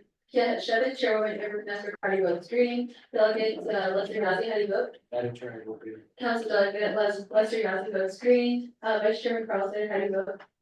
I vote green. Vice Chairman Carlson votes green. We have 5 in favor, 0 opposed. And myself not voting, the motion does carry on amendment number 1. Members of the committee, are there any other amendments to the agenda? Second call? Hearing none, I'll do a quick recap of the amendments. The amendment is to move legislation before reports. We'll go to final vote on the agenda. Delegate Norman Vega votes green. Delegate Shirley Yazzie. Delegate Shirley Yazzie votes green. Chairman Vanessa Cardi votes green. Delegate Lester Yazzie votes green. Vice Chairman Carl Slater votes green. We have 5 voting in the affirmative, 0 opposed, myself not voting. The motion does carry. We have an agenda before us. We will go next to review and adopt the journals. Mr. Taki, when was the journal from January 7, 2024 emailed to the committee? Madam Chairman of the Budget and Finance Committee, the journal for January 7th, 2025 was emailed out on, and it was also included in the calendar invite.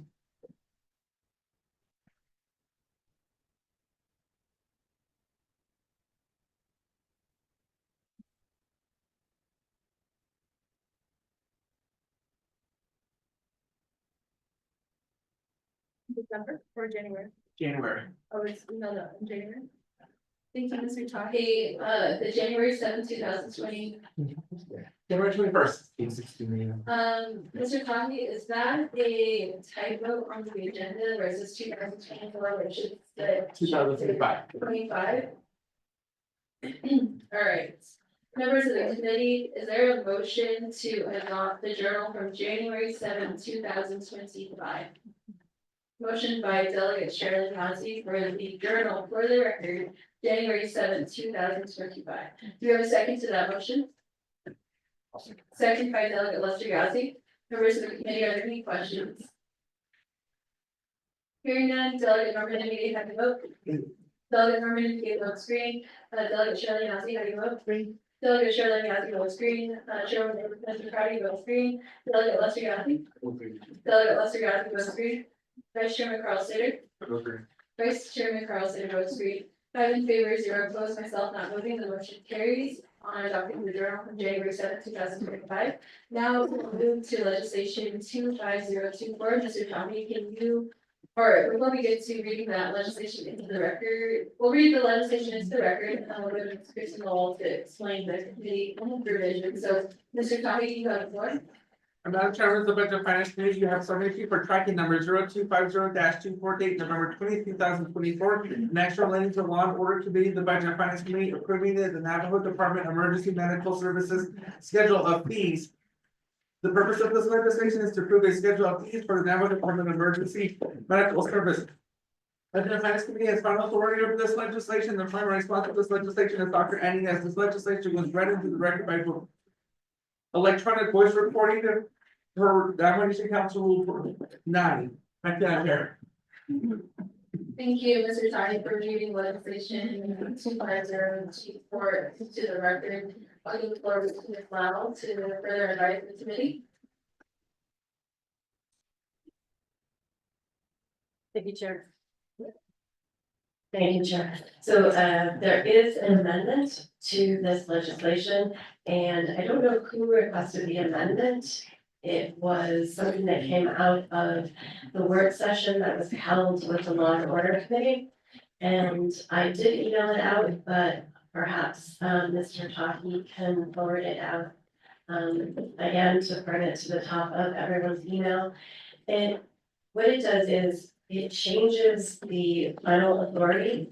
And this is another issue of first impression. So this would add in the provision from Children and C 820K, which states that any funds that come into the Navajo Nation are to be put into the UUFB unless council designates otherwise. So this is why the final authority would change from CNF to add Navi, and the council would be the final authority because council is required to make this designation to have these funds be put into a proprietary account. And then there was also, in addition, here. It says that the EMS fee schedule shall also apply to non-beneficiaries as defined in the IHS manual. And one other thing I just wanted to there was an executive official review document. It was reviewed by OVOC and DOJ, and that document is going to be included to the legislation as Exhibit B. I did speak with the Chief Legislative Counsel ahead of time on this, and she will issue guidance or a memo to the speaker claiming that by this amendment, it will change the final authority and that the speaker can nominate and council to the consideration for this legislation. Chair.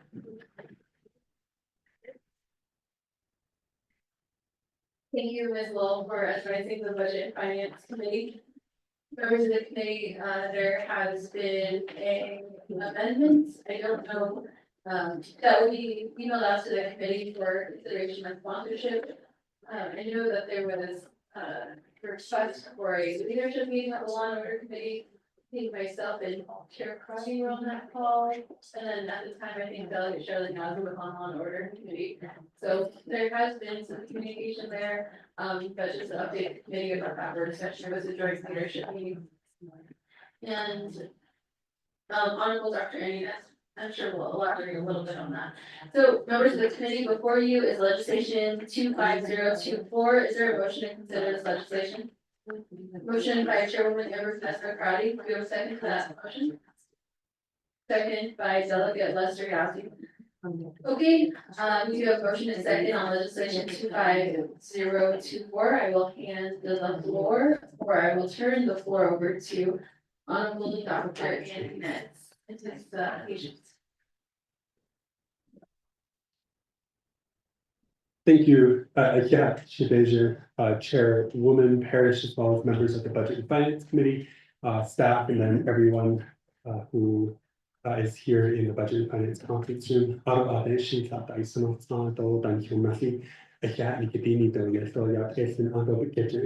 Apologize for running late. As you all may or may not know, we had a 133-acre brush fire just east of Swansea in Crystal. So I've been out there all afternoon into the evening yesterday. We debriefed about noontime, so I raced over. So we we certainly appreciate all of our first responders who were on the scene yesterday, shortly after the call after 1 o'clock. And so we extend our appreciation to BIA Land Wildfire, their engines now mentioned, and EMT was also on site, EMS.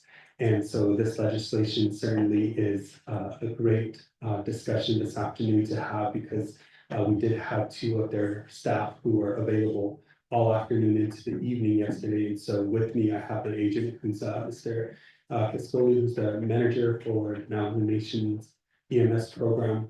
And so when I give the mic over to him, he can introduce himself at that time. But for the committee here, your consideration before you have the approval of the service schedule of fees. I'm not sure how well you're aware of the information that will be presented. As you know, our EMS services provides a lot of direct service to our constituents and our communities across the entire Navajo Nation. And when they do, they work a lot with the third party to receive the reimbursements to keep their operations and functions going. And I think that we can all agree that their services are certainly needed, they're certainly appreciated. And these funds that would eventually be kept within the program would be able to continue those services. Now, there are some schedule of fees that you see before you here in Exhibit A. And a lot of that was adopted by primarily what EMS on a universal scale has been operating on. And I think with the Navajo Nation, there are unique instances throughout the nation that occur that would help benefit the role that our EMS service provides under the direction here of Mr. Cascoli. So I'll have him elaborate more on the schedule of fees, and the amendment did come out of law and order. We did present to law and order on December 9th.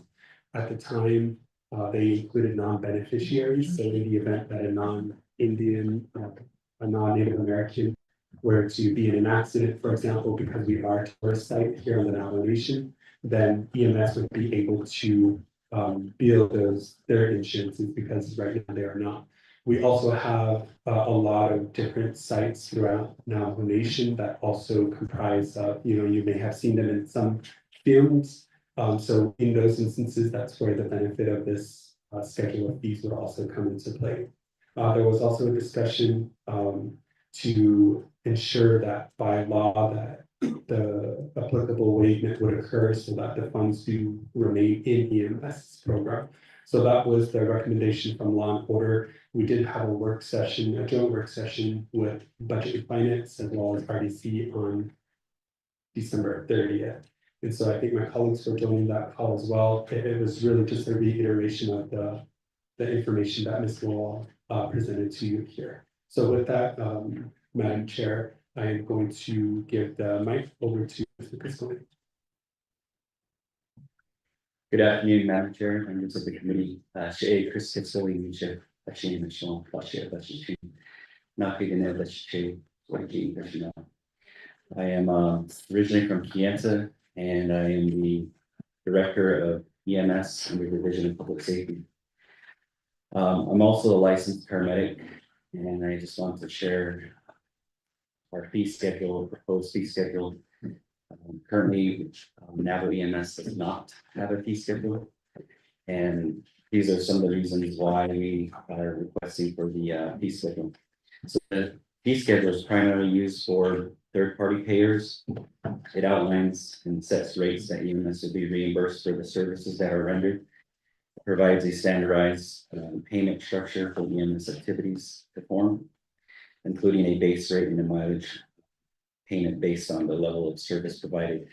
With our organization, we have various level of providers from basic level support all the way up to our paramedic level support. So those level of care changes as you go up in levels. So the EMS program is currently a contractor with the Indian Health Service. We are 638. We do collect third-party revenues. However, over the course of the years, we've been challenged because we're not able to collect fees for services rendered on non-beneficiaries. The reason being is because we don't have a standardized fee structure to be able to assess those fees against the non-beneficiaries' insurance, or either if they're payers, to be able to assess those charges for the services. An example that Honorable Andy has provided is we do have a lot of visitors that come through the nation, whether they are staying in our hotels or whether they are traveling to any of our landscapes. Unfortunately, things do happen, and they are either experience a medical event or a traumatic event. We don't change any of our care when it comes to treating non-beneficiaries. We treat all our patients the same, but in the cases of revenue, we're not able to collect anything at this moment in time. So this fee schedule will allow us to enforce that with the third-party payers, whether the patient, the non-beneficiary patient, does hold insurance or is open to willing to self-pay for the service provided. Currently, for our non-beneficiary, or for our beneficiaries, which is enrolled members of any tribe, they do not receive a bill from Navajo EMS that is pursuant to the 638 contract agreement. So none of our beneficiary patients ever receive a bill. But just to go through the exhibits, as I mentioned, you will see quite a bit of exhibits because those are all outlined based on the level of service provided. Basic life support is our lowest level of care that we give. And as we move up, it increases to advanced level. So as we do more and more procedures or interventions for patients, that level of service or reimbursement increases. We also conduct specialty care transports with some of our hospital-to-hospital transports, what we define as interfacility transports. So those, an example would be transporting from Shiprock Northern Iowa Medical Center to San Juan Regional. So you're going from an IHS facility to a non-IHS facility because of higher level care that is needed for the patient. In addition, we do transport air medical teams that are patients that are flown to facilities outside Navajo Nation. We assist with those transports for air medical support. At this point in time, we don't do any air medical transport, but we do primarily do the ground transport. And then in addition to the fee schedule, the department does provide emergency public education. That's more in the form of CPR, first aid, defensive driving courses, and those are in addition to the encompassing as part of the fee schedule. And just to give you some quick statistics, since 2023 to current, Navajo EMS has had 947 non-beneficiary contacts. So that's 947 patients that we did not bill. So that's just to kind of give you a perspective on how much over the course of the 2 years, how much non-beneficiary contacts we have. Thank you.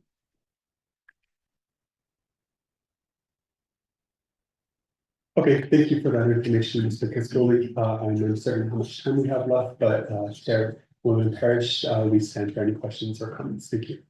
That concludes our presentation. Thank you, Honor Director. Thank you, Mr. Cascoli, for being here.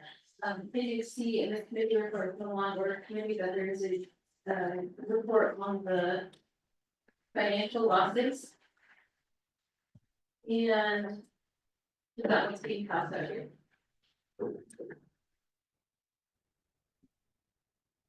Oh, no, I think this is regarding the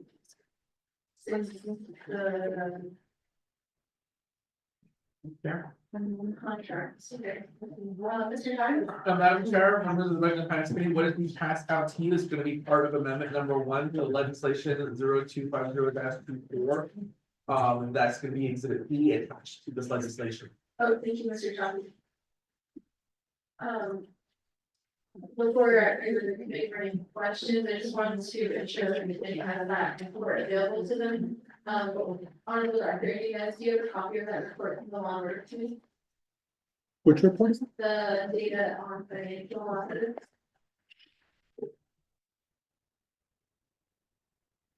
So I was informed that the financial losses when Mr. Cascoli addressed it, what we recommended, because as you can see, the fee schedules there's none that's non-existent.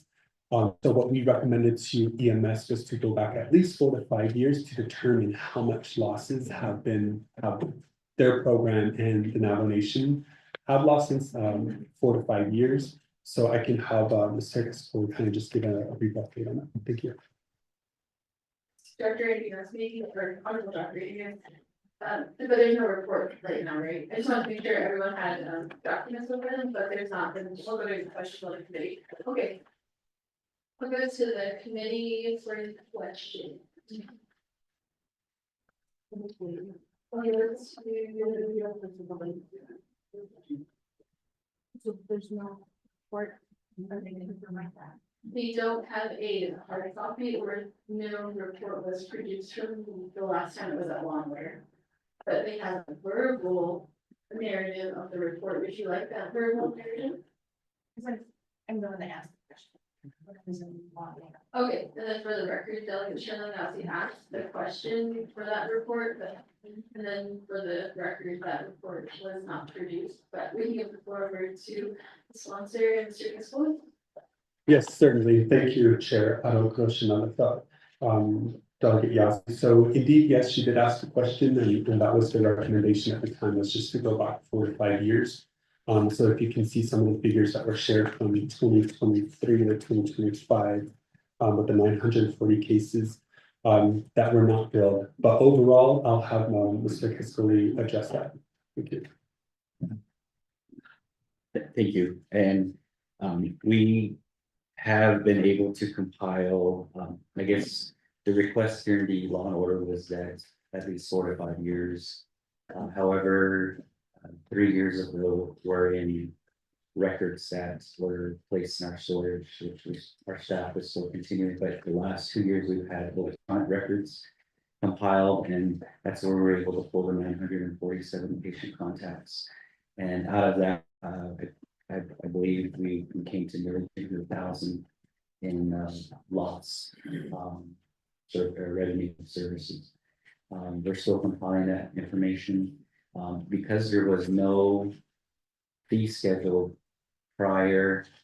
We couldn't really assess exactly, so we used the current numbers that we are proposing because we couldn't assess any prior fee schedules. Thank you. Thank you, Mr. Casoli, and thank you, Dr. Amen. Delegate Sherman, does that answer your question?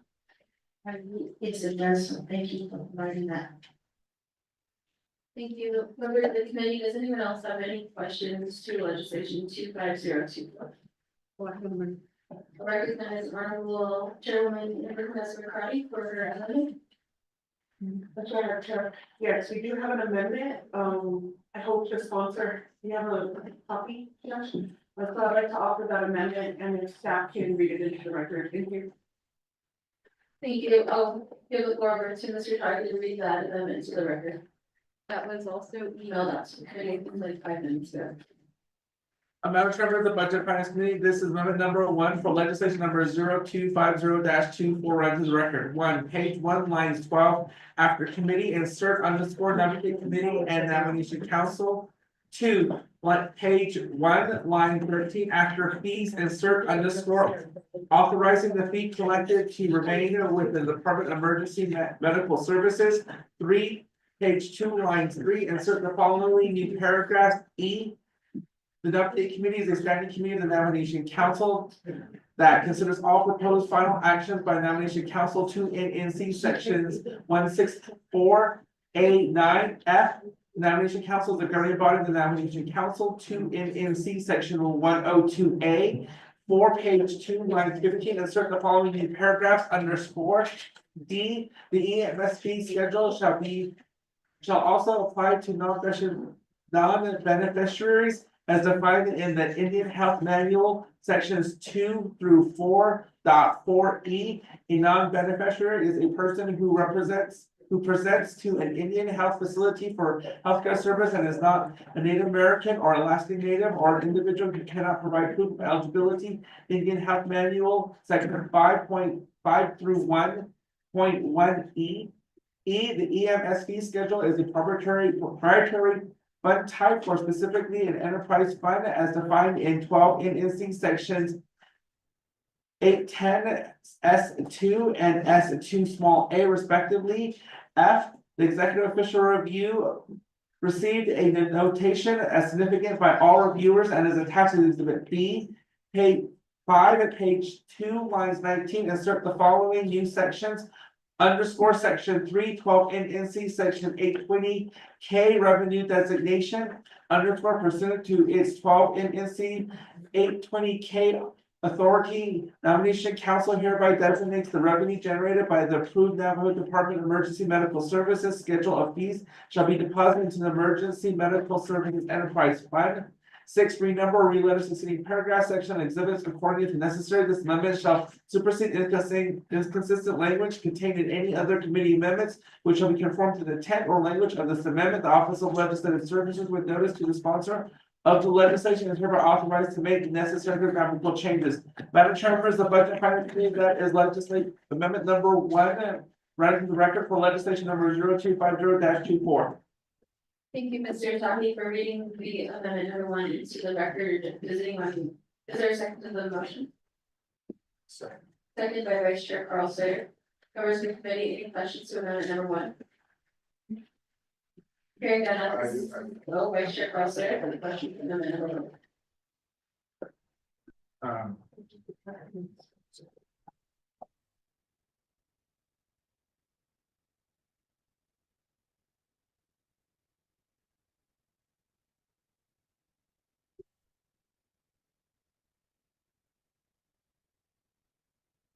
Okay, so I went back and I reviewed the most recent bank operations and includes the specific authorization for the collection of third party billing.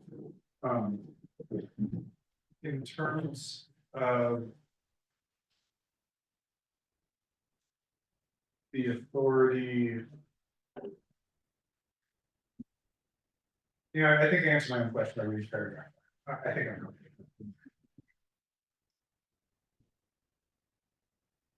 Thank you, Vice Chair Carl Sayer. Members of the committee, are there any questions to amendment number 1? Second call. Okay, with Delegate Shirley Nelson. So my question is gonna be probably more about our application process. I'm not sure who would be able to answer this, but after this, let's say it's approved, and how long does it take for all of this to kind of get enacted? So that way we're able to start collecting any kind of fees, this is really helpful for emergency services that you provide. Right, so that would be my question, but I don't know if they would be able to answer that. Thank you, Delegate Shirley Nelson, for your question. I'm taking a look at the effective dates. So in section 4 of this legislation, it says this action is approved, all fees attached to exhibit H shall be sent pursuant to NC. And so the effective date, which pursuant to this navigation code. And when, I'll give that question over to the Office of Legislative Counsel. You have further questions to that, but logistically, when we pass legislations with either where business units have to be created or trust funds or so on and so forth, that is determined, that will depend on the Office of Management Budget and then the Office of the Controller on their technical side. But I don't believe that limits the EMS to collecting those fees, because if that's true, and I'll ask the Office of Legislative Counsel, if it's effective immediately, they can collect those fees and then it just waits at the office of the controller until internally our business units are set up. So, but I'll give the floor to the Office of Legislative Counsel to answer your question specifically. So, oh wait, sorry, Vice Chair Slater, Ghazi has a question. Ms. Lowell, the question was, when does this legislation become effective? Chair, this legislation will become effective, when it's approved by council, and then the chief legislative council makes a determination as to whether or not it has to be signed by the president. So, that's something that, will happen after the council session next week. So in other words, theoretically, I guess Dr. Ness is going to have it go to Melanie tomorrow, hopefully, and then to council next week. So after the council session, the chief legislative council makes a determination as to what needs to go across the street for the president's signature. And if she determines that it needs to be signed by the president, then the president has 10 days to decide whether to sign it to veto it or to let it go into the automatically into the chair. Thank you, Ms. Lowell. And then once the final body makes that determination, whether it's the conferring of the speaker or to the president for final signature, And let's say that this is approved by whichever, whatever final signature. Does the EMS then have the ability to collect fees at that point? I think that's more specifically what Delegate Shirley was asking. So yes, Chair, the authority is certainly there. I don't know if there's any administrative steps that EMS has to take at that point. But the legal authority to collect from the beneficiaries would exist at that point in time. Chair. Oh.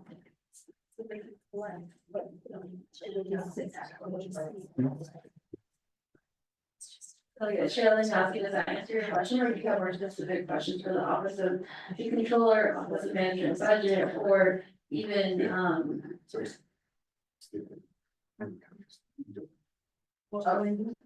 okay, you would like the internal documents. Sure, we can ask if, Mr. Rob Willie is on the call. Mr. Willie, are you on the call? Do we have Rob Willie on the call?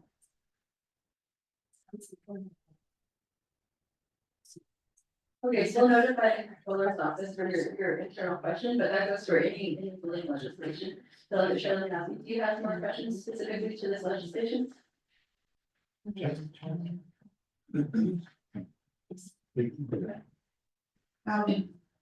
you. Thank you again for helping me understand this process a little bit more. I'm just thinking maybe depending on if it gets approved at council, there might be an opportunity to make sure that, we need a directive to kind of expedite it, because I know again, your community has a fire. And we don't know how many individuals that are impacted from this, but I'm just trying to figure out if there's a way just to help. Because I know a lot of these things tend to sit somewhere in a pile and I don't want it to get lost, because I know there's an email or some of the additional exhibit Bs that we looked at. Things can sit here for almost a year, 2 years. So I just want to make sure that we're doing the best that we can to help those that are the welfare program that needs a lot of, to make sure that we're doing what we can. That's my comment. Thank you. Thank you, Delegate Shirley Nazi. One action the committee has done in the past to expedite the process is to pass an amendment with a directive language that goes to the Office of Management Budget and the Office of the Controller to have business units and so on and so forth set up within 15 days or 30 days of the signing of the final authority. Of course, this depends on whether it goes across the street, the president signs it, and other activities. But that amendment can be made here at Budget and Finance. It can be made at KDSK. It could also be made at the council as well. Delegate Shirley, does that answer your question? Yes, it does. Thank you. Delegate Shirley, will you be considering an amendment here at the committee or at NAMI or at council? I'll talk with the sponsor and possibly do that at NABI or council. I'll work that out. Thanks. Thank you, Delegate Shirley, for clarifying that. Members of the committee, does anyone else have any questions to legislation 25024? Hearing no further questions, let's go to a recap with the amendment and then we'll go to the final vote. Oh yeah, we're still discussing the amendment, that's right, okay, I'm jumping ahead. All right, so anyone else have any questions on the amendment? Hearing none. Vote on amendment number 1. Delegate Norman, how do you vote? Green. Delegate Norman, you vote green. Delegate Shirley Nazi, how do you vote? Green. Delegate Shirley Nazi votes green. Chairwoman Amber Connector Card, how do you vote? Green, thank you. Yeah, shut it. Chairwoman Amber Connector Card votes green. Delegate Lester Yasi, how do you vote? Madam Chair, I vote green. Council Delegate Lester Yasi votes green. Vice Chairman Carl Snyder, how do you vote? Green. Vice Chairman Carl Snyder votes green. 5 voting in the affirmative, 0 opposed, myself not voting. The motion does carry on amendment number 1. Members of the committee, are there any more questions on the main motion on legislation 25024? Hearing none at this time, we'll go to Mr. Tagi to do a recap of the amendments, or this will essentially, I guess the recap is that now the final authority of council. Is that correct? Okay. Office of Legislative Council and Office of Legislative services are concurring with what the amendment number 1 does, so we will go to a vote on the main motion. Delegate Norman, how do you vote? Oh, I apologize. Before we go to that main motion, I just want to clarify, as Mr. Donahue has mentioned, that the last set of papers that we received is the new exhibit A. Sorry, new exhibit B. Okay, we'll go to that vote. Delegate Norman, how do you vote? Delegate Norman, votes green on the main motion. Delegate Shirley Nazzy, how do you vote? Council Delegate Shirley Nazzy votes green. Chairwoman Amber Kness McCarty, how do you vote? Chairwoman Amber Kness McCarty votes green. Delegate Lester Yazzie, how do you vote? Delegate Lester Yazzie votes green. Chair or Vice Chairman Carl Slater, how do you vote? Vice Chairman Carl Slater votes green. 5 voting in the affirmative, 0 opposed, myself not voting. The motion does carry the legislation 25024, resolved to the Navigation State Committee. Thank you, Council Delegate Dr. Inez, and thank you, Mr. Escalade, for your time today. Thank you. With that, members of the committee, we're gonna move on in our agenda. We're gonna go on to receiving the report of the Division of Public Safety on unmet needs, received reports from, or received in resolution CS 7823. Members of the committee, does anyone need exhibit G1 and H1 credit, or do you guys have copies of that? Do you want G1 and H1 credit from the budget? That's what we're gonna do. Do you have a copy of that? Do you have the, so in here it says CS 7823 G1 and G1, do you have a copy of that? Last week I printed it, I don't know if you still have a copy. The report. Yeah. CS 78 G1 and H1. Do you have those? Yeah, but we can leave the new one. Other side. Blank. This is the last one we got. Oh, I got page 2. There's 2 pages. Rachel has the front back, so we have to report. Yeah, you can see the bottom part is page.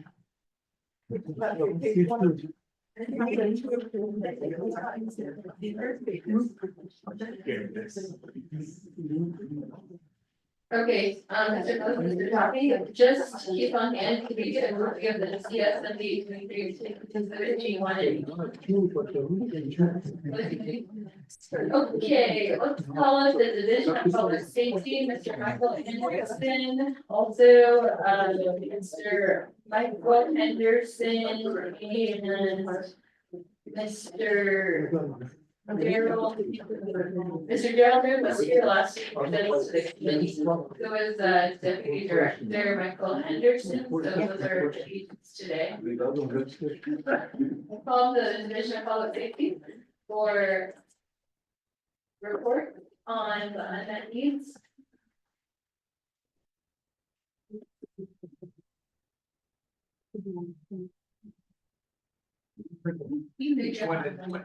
Okay, thank you, Mr. Anderson, for being with the committee today. I know, we had a discussion in the back of the room while, we were happening. But the questions, I know they were emailed to the Division of Public Safety last night. However, they were part of the committee report when they were published last week. So, just for, the Department of Public Safety, those questions were available last week.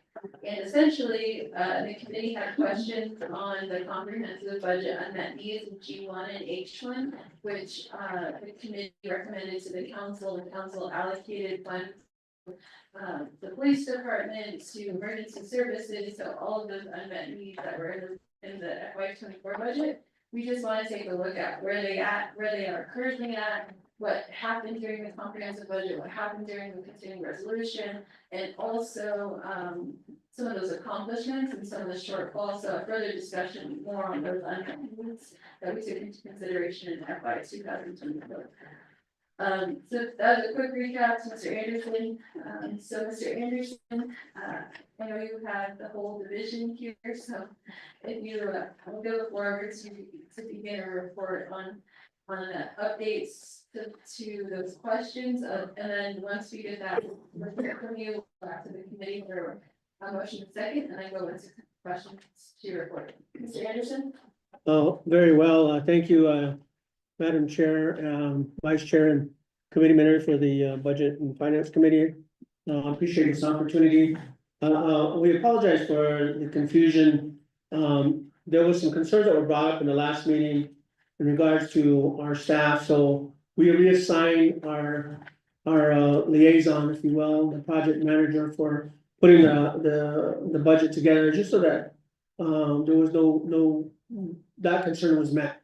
And initially, Commander Newton was assigned this from last year. He maintained it this year. We've since reassigned it to Commander, I should say, I reassigned it to Commander Francisco. And somewhere in between there, the communication did not happen properly. But we are here, we're ready to, we believe we're ready to address those questions, given that both Commander Noon and Commander Francisco are here, and we should be able to address those questions that are imposed.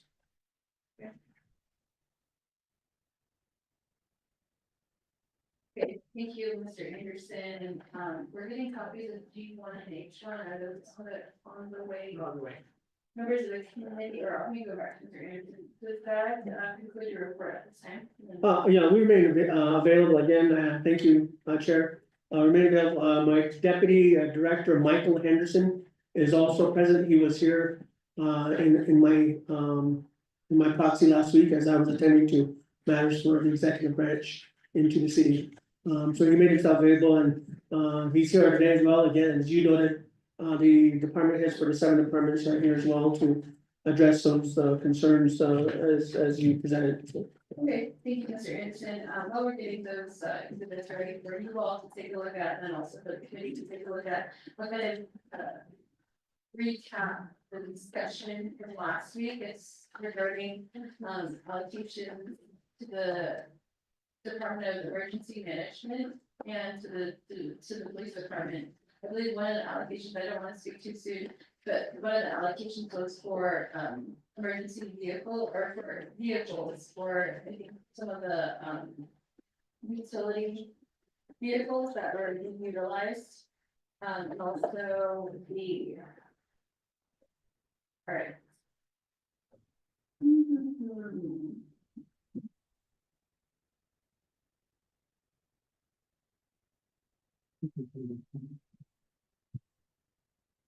So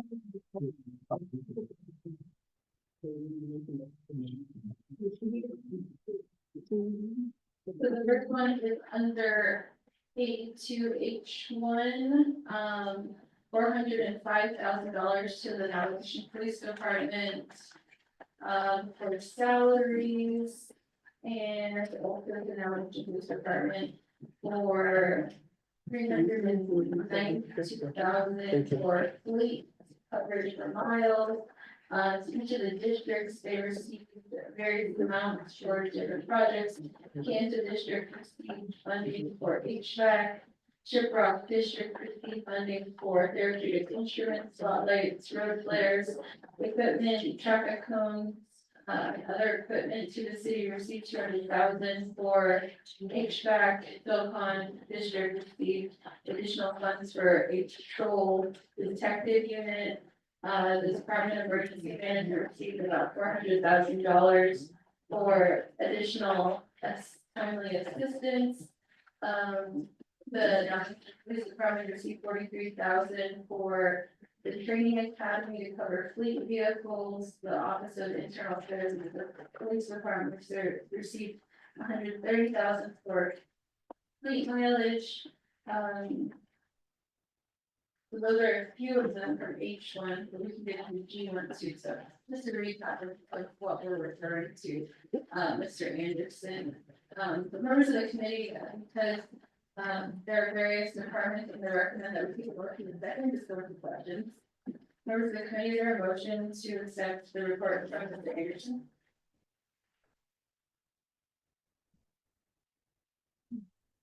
Motion by Delegate Shirley Housing, is there a second? Second by Delegate Lester Yagati. So, Mr. Anderson. Those are a recap of those allocations in exhibit H1. Who would you like to respond for updates on those allocations? In regards to what you read, most of those relate to our Navajo Nation Police Department, so I'll ask Chief Ronald Silversmith to step forward and assist us with reviewing those allocations.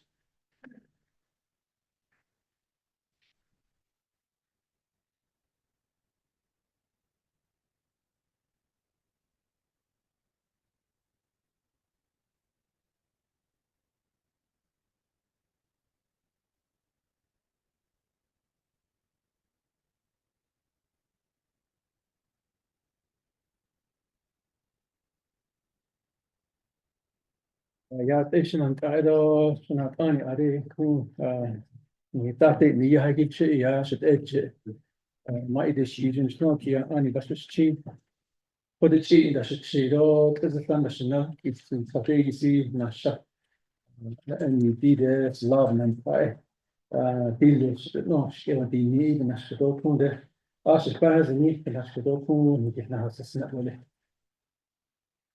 So in response to some of these funding that was received from the Navajo Nation through this legislation, depletion of so it was put into different business units within the Navajo Police Department, 7 and 8 police district.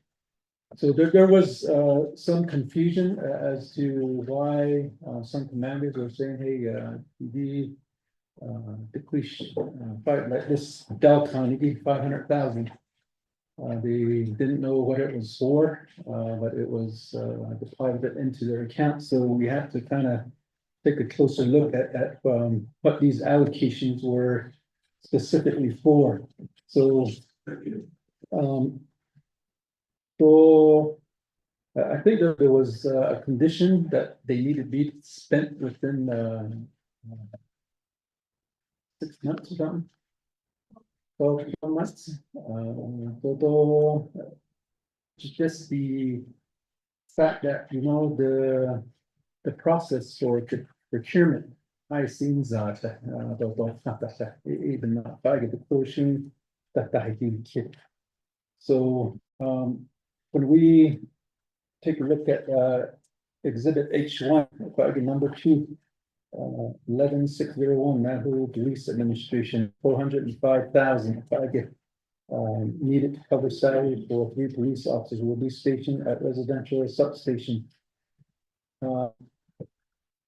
That was really hard to allocate for funding for police officers because we're federally contracted salary from BIE, they sometimes pay for personnel costs. So when the need and the or outlined specifically for that, or you said to reallocate that other expenditures such as the I think that Rock don't have a facility established.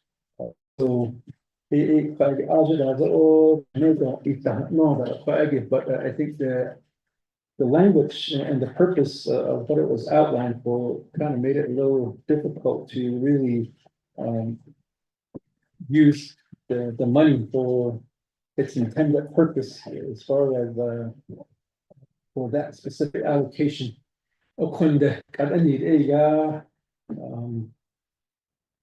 I think we propose a modular facility for Delcom to use that fund. But with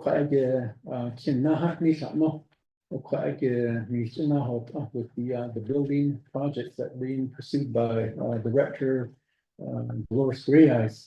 So This 405,000 is actually gonna be contributed to the Delcon building project.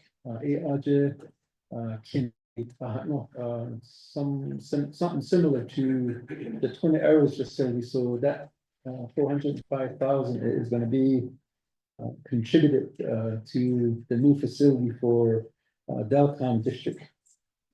Now, item number 3, 116001, Napa Police Department, 292, 240,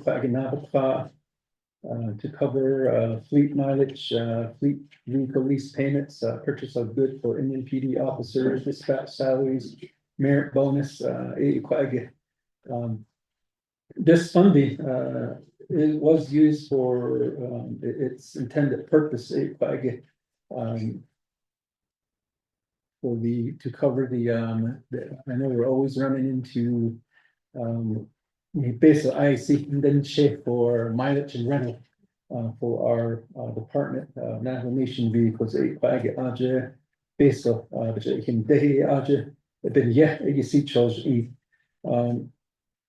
again, it was really hard to dedicate that funding for dispatcher salary, merit bonus, because our dispatchers are also general funded positions. So it would be hard to utilize that funding for that intended purpose. So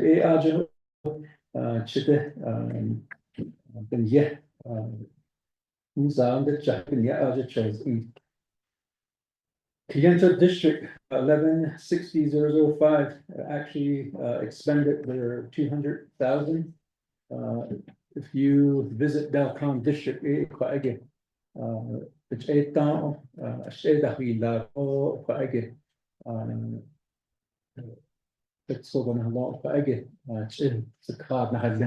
but it's actually a turf. So, but it looks like it's a regular grass, so that was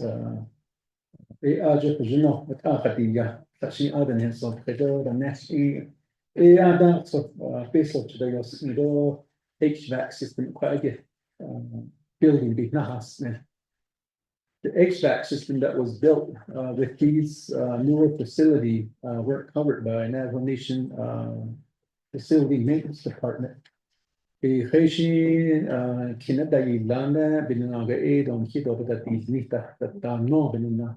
So they didn't want to replace or even work on the HVAC facility, so we ended up purchasing HVAC systems with this funding and contracted it out. So HVAC system, otherwise, Kayenta is out in the desert environment, so you'll not need chicken that couldn't can eat in the house. So Ahos Kazo eat in the house, Kando basically eat in the house. 116001, 97,350 was used for its intended purpose. Our 638 contract allows for our officers to remain in good physical condition. They have their reviews of yearly physical agility tests. So I get weight equipment and and I think for some of our dispatchers that sit there during prolonged hours entering public service call, if I could chair, they get that and it's really been helpful for our dispatchers to feel more comfortable while performing their job there as dispatchers. Equipment, lumber, and supplies are still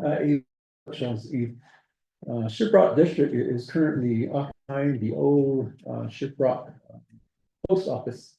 So they did renovations and they're still doing some renovations. BIA requires a lot of records and evidence to be secured independently from the public's view and the staff's view. So they end up putting in additional office and storage spaces to comply with some of the BI mandates. 116007 to the city of Apata, which I now have the HVAC system. So they have a brand new HVAC system installed. So we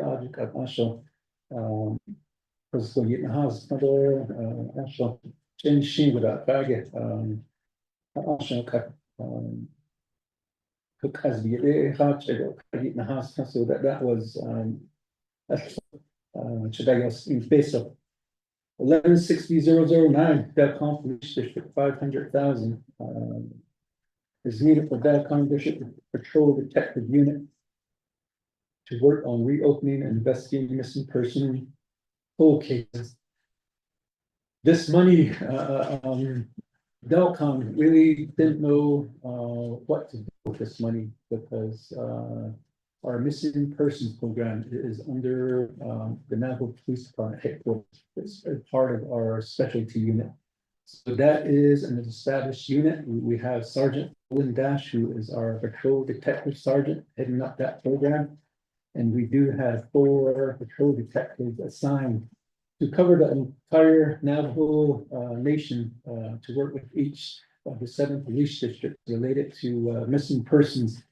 ADO Amber Alert issue this all the damage so they did order some equipment, new computer equipment to help them with developing a record management system.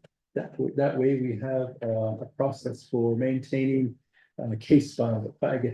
And we recently signed in a special or senior office specialist to help them with producing data when needed and requested from coalitions or task force 858 so on the base of for the future process of the MNPU. And a part of the MNPU is we also establish in the process of establishing 2 victim advocates for that specific program to be assigned primarily to Navajo Police Department. Joanne Tlahunde from the federal partners and BIA when a case is a federal case, it's really hard to get information disseminated. So we are in the process of creating 2 victim advocates positions for the missing persons unit.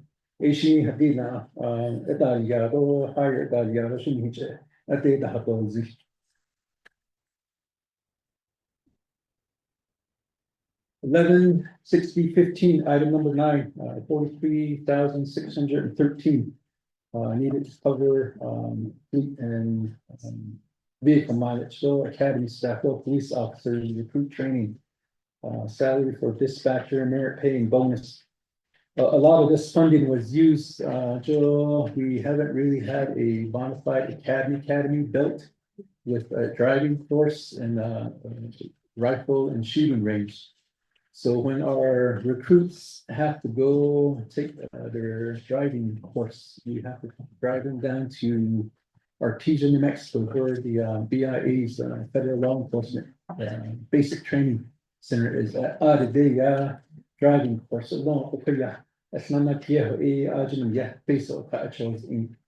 and the other is we're currently housed at Sawmill. So some of this money is being used to back on Navajo Nation to house our recruits at the Navajo Days Land Inn. So barracks at then even so based on that should that in. So basically that's the report for item number 45. I think this was probably independent legislation because I think we had a council delegate that sponsored us on this $1 million. Yes,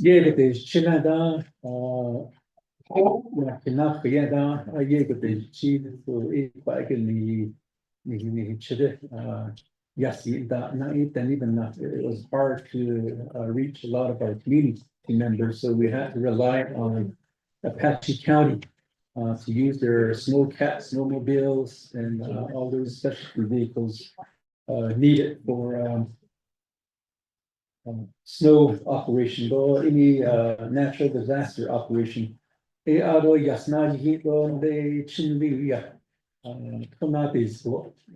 there was a flooding there for quite some time until change doing that bag. So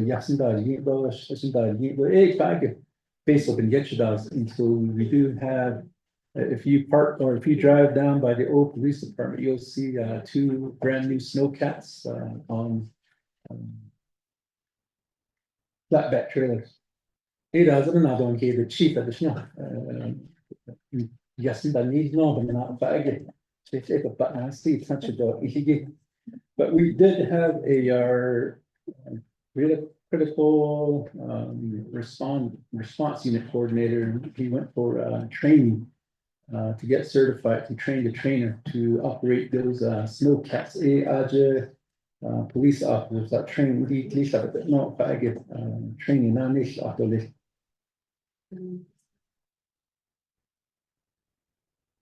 Item number 45, 11601, Division of Public Safety, Department of Public Safety, Nashville Police Department. That's the patrol officer, 100,000, base of date on that. To help cover salary for patrol officer, that's the chapter will pay personnel, travel, supplies, and other special transactions for Nashville Police Officer to fill his or her duty. Again, it was hard to, apply these funds to establish police officer positions because they are done, it's a law, 638 contract, Beijing and the ASEAN, I get, so I think Winter Rock District, ended up ordering some new computer equipment for police officers, so we do have officers currently assigned to the southern substation portion of Nahatadzi. Kim Adam, that's the has Tambo, being that on Nishi, Behati, Beat Basiki, although Aja chose, we didn't much for Aja, Kim Hadi's, Aja, Sula, Gitbo, Namish. Number 47, 116003 for Navajo Department of Public Safety and Navigation, Crown Point District, 179,236 anti-drug campaign with the Navajo Police Department to reestablish the anti-drug campaign. We did have a drug unit prior. Oil needs a lot, but they were reallocated to district operations. But when the D's basically we took advantage of some of the funding to recreate the proactive criminal enforcement program. Special operations unit with the house for to conduct bootleg investigations, drug enforcement operations throughout Navajo Nation. It wasn't specifically allocated for Crown Point, shows evil quite a just logging bashin so Chidata being the Hazi undercover vehicle lay Zirigi just a lot of Chidata better housing. I don't think he said, yeah, you don't next year. So basically, it shows. I think the last one is Navajo Police Public Safety Delcom District again, 500,000. So Delcom got $1 million. So everybody was looking at Delcom District for, hey, can we borrow some money though? But again, it was allocated for missing people. The expansion of the Eastern agency audit, expand on this energy. The some of the funds have yet to be expanded, but it makes it hard for that district to really fully expend those funds. But to reallocate all these, the closest we got to expanding missing persons into Eastern Agency is the Navajo Police Department is actually establishing a District 8 operation for Tohajile, Alamo, and Pueblo Tentado, Dorian area. The start off point was with the technology field office. We have a sergeant and a lieutenant station over there with 4 officers. So that's the 550 corridor. You get a base indoor, so that's a stepping stone into creating the District 8 operation for the Nation Police Department. And they it's allowed them for our own police. So we've heard and we've answered with establishing a District 8 operation and expanding a lot of our special enforcement operations out there. Our canine patrols at times within the Alamo area, Tohajile area, our traffic team patrols those areas. Our drug team does answer calls of increased criminal activity, illegal drug activity within the Magdalena into Alamo area. So a cross-mission agreement with the BIA, New Mexico State Police, Sequoia County. Execution data initial other state based off towards nature say that be Shilanja such as Donna former Chief Daryl New Tila actually don't eat a peso other than it's in the nature the community we just started utilizing a lot of it for our specialty programs like the missing persons initiatives, creating the patrol detective unit. So that department will grow in itself into another unit within the Navajo Police Department that's going to be retitled as community oriented response program. So all the community concerns, the school concerns, a different branch of law enforcement functions within the Navajo Police Department that will be created under that program. Yeah,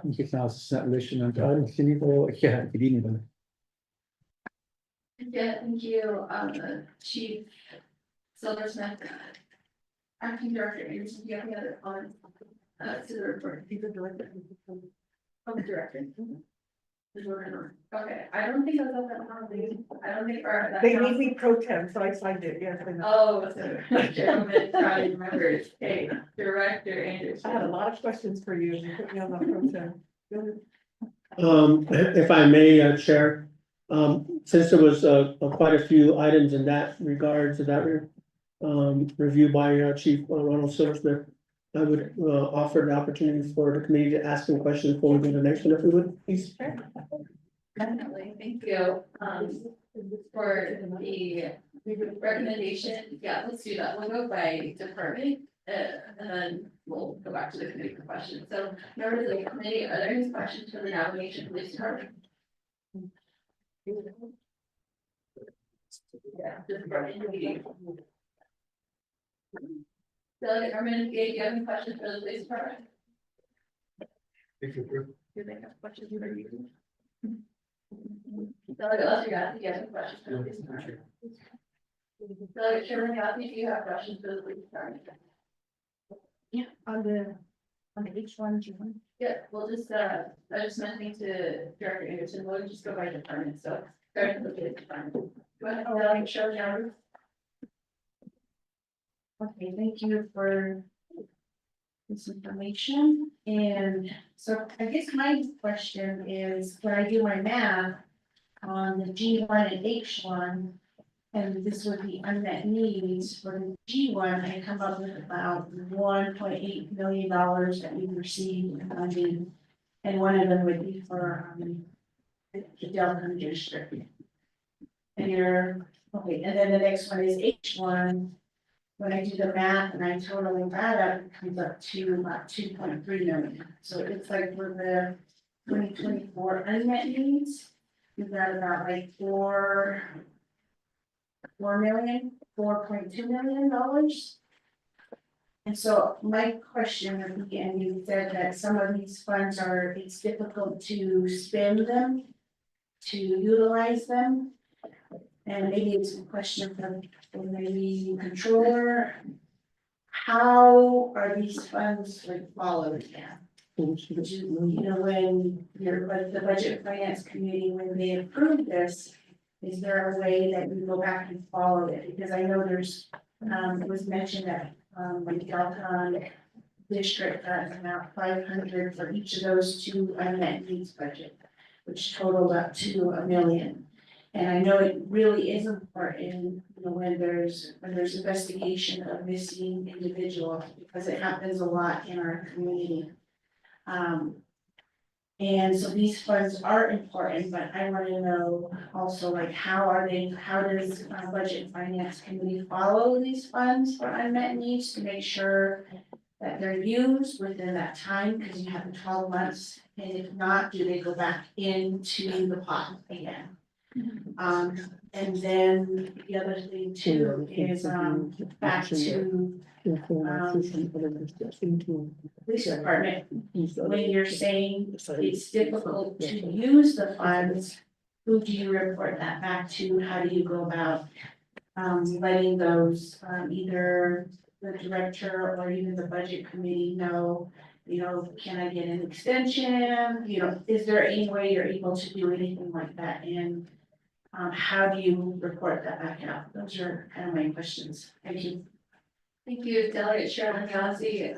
So I can help answer some of those questions. So this is the unmet need, part of the comprehensive budget. So the comprehensive budget only has 12 months. So the police department only has 12 months with these funds, and then 6 months because of the continuing resolution that was approved by council and signed by the president. So they had 6 months with those unmet needs. And that was also signed by the president as well. So Delegate Shirley, to answer your question, they have money based on whether it's a comprehensive budget or a continuing resolution. So that's the funds. You also have the expenditure rate report as well, so that you can take a look at how much they've expended on those business units. And on top of that, the 638 funds, those are federal funds given to the Navajo Nation for the police officer salaries. And so you're asking about questions about following up with these allocations. And the Budget and Finance Committee didn't follow the unmet needs very closely until today's report. This is the first discussion that we're having again on these reports, because we're taking a look at, we haven't seen the DPS unmet needs yet, but once we do, these are really good questions, because in the FY24 comprehensive budget, we did allocate millions of dollars of unmet needs to the police department. They are actually they were the #1 funded division in the FY24 budget. So it is a timely report to take a look at what they've expended, how they're expending dollars, and also taking a look at the challenges they've had, because this year their unmet needs are different. They're not going to be the same. So a lot of the questions we can ask today are about continuation of projects or continuation of dollars, or further recommendations of if they recommend anything from H1 and G1 to continue. So again, we haven't seen their budget binders yet, but once we do see their budget binders, if those are available today, I hope that we can take it home today, so that we're prepared to have that discussion on Friday. So, Shirley, does that help answer your question?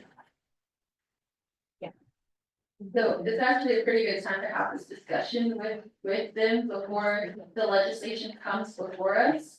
That way you have an idea, or they also have an idea of what we're looking for as well.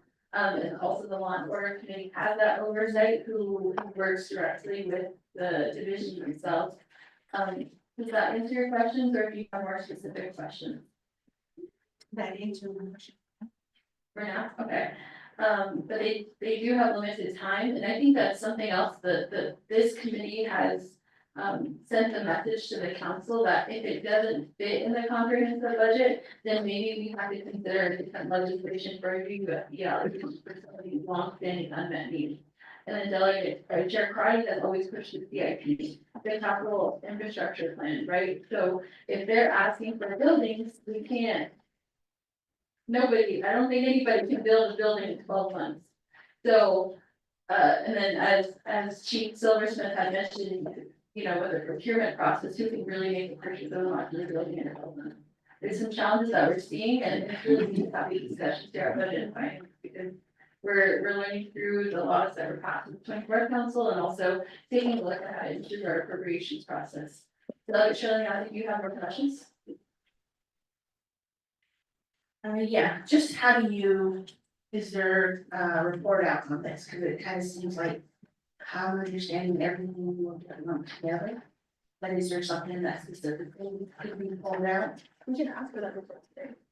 Sounds good, Shirley, Yazzie, we can ask the Department of Public Safety to email us that, or we could also recommend to. As a member of the committee, you could also ask the presenters today to have that report back to us before we consider the budget as well. That way we can for your consideration for legislation. I'll turn the floor back over to you.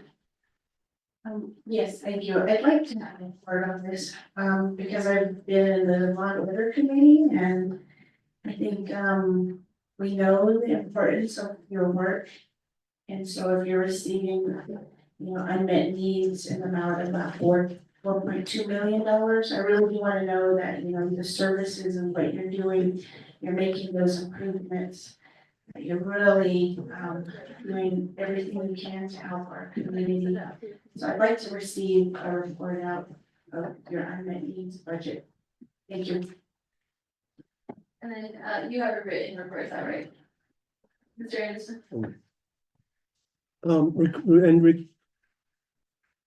In regards to the fiscal year 2024 unmet needs, yes, we have a copy here. Okay, And great. then also earlier, in speaking to Commander Noon, we'll get you an electronic copy of the book before end of day, and we'll have the books here tomorrow. Awesome, that would be very helpful to the committee, members of the committee, the CPS budget will be electronically sent out to us today. So thank you, Mr. Yoon, thank you to the team at this division of public safety for getting that to us.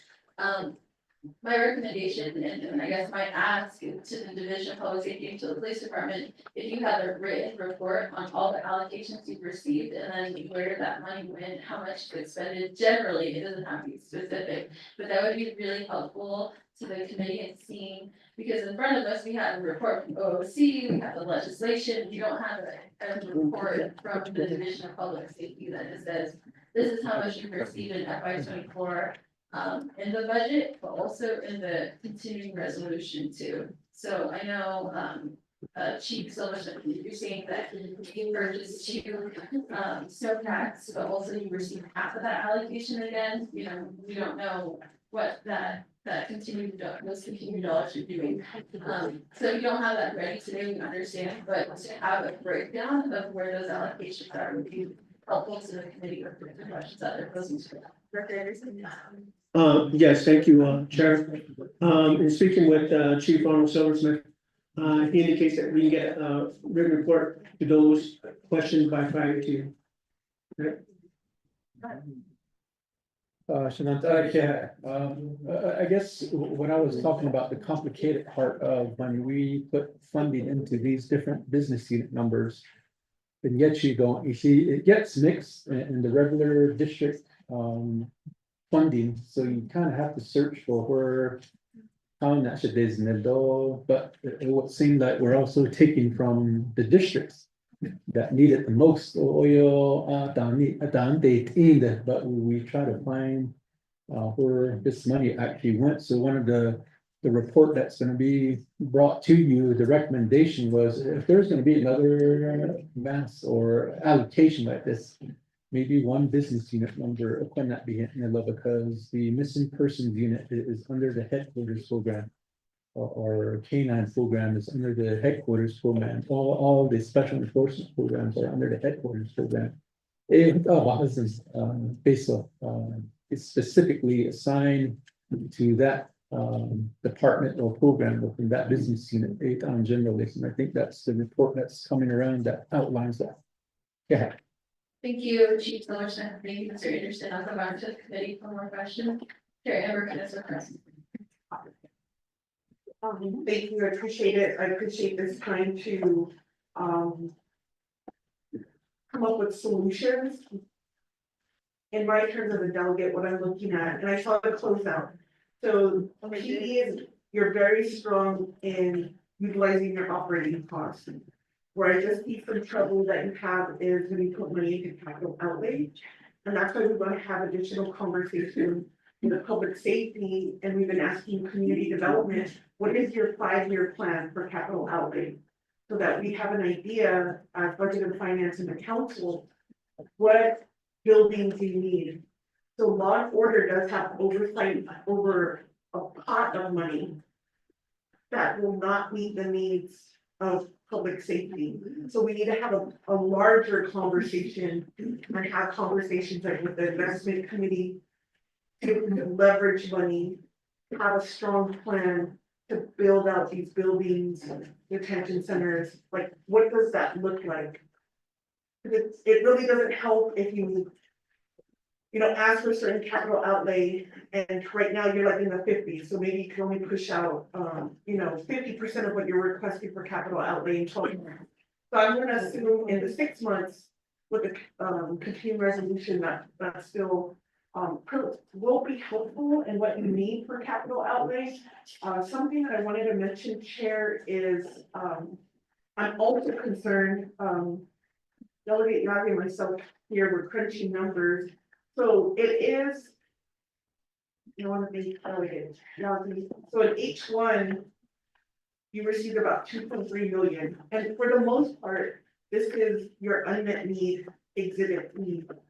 And as the committee, like Chair mentioned, we really prioritize public safety, because that's what we're hearing from our people, and when we went on the public comments, we continue to hear that.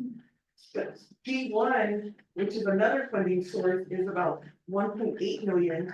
So in total, with that 4.2 million, that's additional money you receive. I'm just totaling up, this is what, we just did it here. I'm just totaling up all of the amounts. My concern is now looking at your budget and what you were allocated through the executive base budget. What is the plan to incorporate those unmet need costs into your annual budget? Because we never know how much will be available for an unmet need. And we're looking at doing that maybe possibly like a 2-year budget cycle.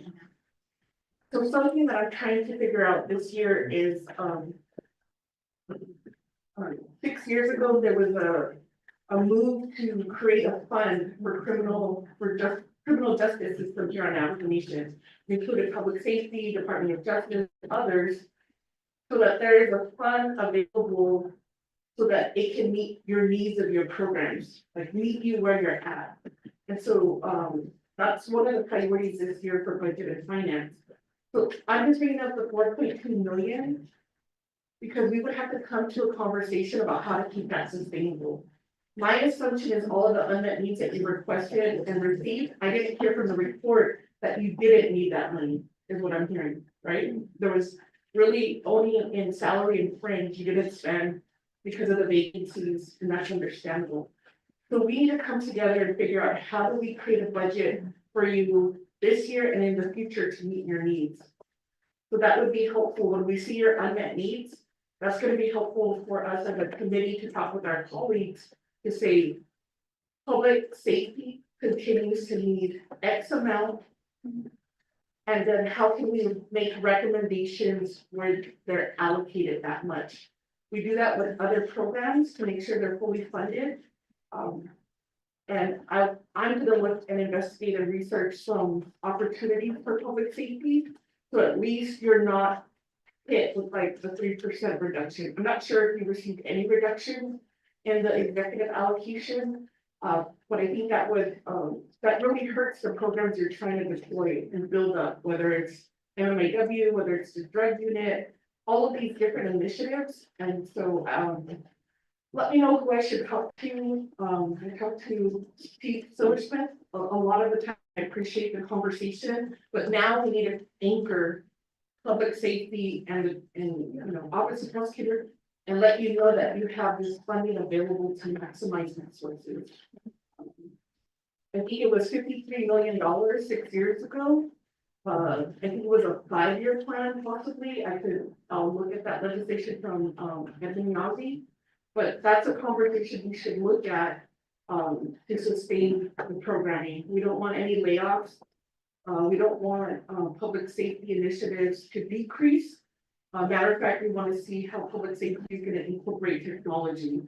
How you're going to modernize the system, so that you're not hit with all of these, you know, if it's travel or fleet or mileage, there has to be solutions. And, I think this committee and others are willing to hear those options.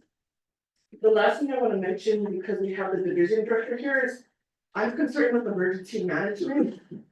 There was a UUFB request, so I'm assuming that's why that program was not able to expend their dollars. But like there was direct funding dollars of $250,000. Saying dollars a lot, $250,000, and they really didn't get that funding out. So I just also want to have a really good conversation about emergency management. I'll be meeting with the manager next week. But it's arid Arctic weather right now. How is the nation mobilizing itself to make sure those at need or at risk community members know that there's resources available at emergency management? So those are some of the plans that I would like to see in the future so that we could deploy, since we have such a large nation. And how do we get like the chapter CERT teams involved? How do we get like regional, community, emergency management involved? Because the last thing we want to do is not meet the needs of someone that's in a critical situation and there's some type of loss of life. So I think that's always in the back of my mind. But seeing as we invest in the Department of Emergency Management and seeing that they're not able to draw down those dollars, I think that also will give cause to, because there was two allocations for emergency management. And we just want to continue to support that office, but if they're not able to spend it, then we need to have a conversation. Yeah, see, it says, 416,285 is needed to help DEM quickly respond to disasters and provide timely assistance in declared emergencies. So we're still on an ongoing declared emergency. And so, that's why I'm looking at how are you spending down those dollars that are available and not provide relief for those who most need it. Thank you, Chair. Yeah, thank you, Shannon. The report before us that the Division of Public Safety has sent out is regarding the continuing resolution. So this is, I feel, answers and questions on the continuing resolution allocation. But if we could get a full report on the unmet needs for the FY24 comprehensive budget, I think that would be really helpful. So exactly like this, but like comprehensive budget. Thank you. And then to the questions posed by the committee, I heard a few for the nomination police department, so if we could finish off some of those questions and then we'll go to the division or the Department of Public or Emergency Management after that. I think at this point to the division director, to the police department, the committee is taking a look at how much we've allocated to the division and to the department. And then how much of that you've spent, how much of that we can continue to look at.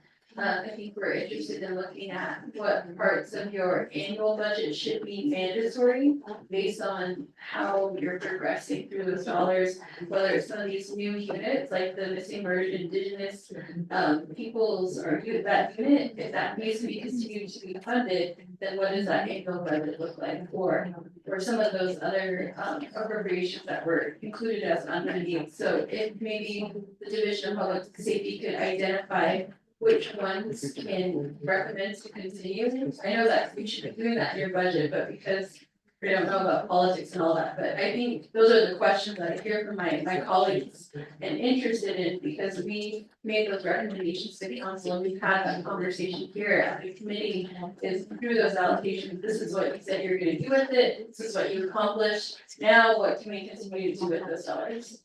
So, Mr. Anderson, I don't know if you have some more remarks or we can answer those questions, from Mr. Silverstein. Thank you, Chair, as well as the comments from, Delegate Patty and the inquiry from Delegate Yazi. I want to say simply that we certainly are open to, collaborating and talking to, we've had 7, delegates come and meet with us, to talk about some of these concerns. We appreciate their interest and their concern in trying to find ways to address these matters at hand. And we'll continue to make ourselves available in that sense, and I'm glad that our managers are meeting with you to address some of these issues that you have of vital importance in an amalgamation.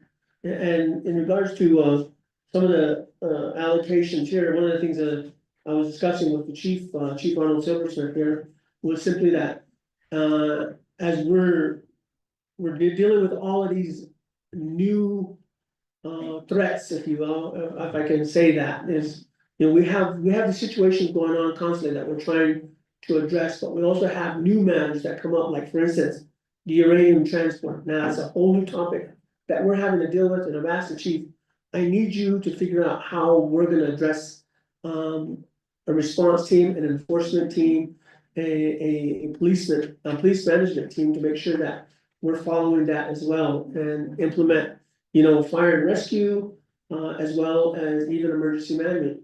In dare I say, in the event that something should happen, we have to be readily available. And that starts from training to equipment to personnel.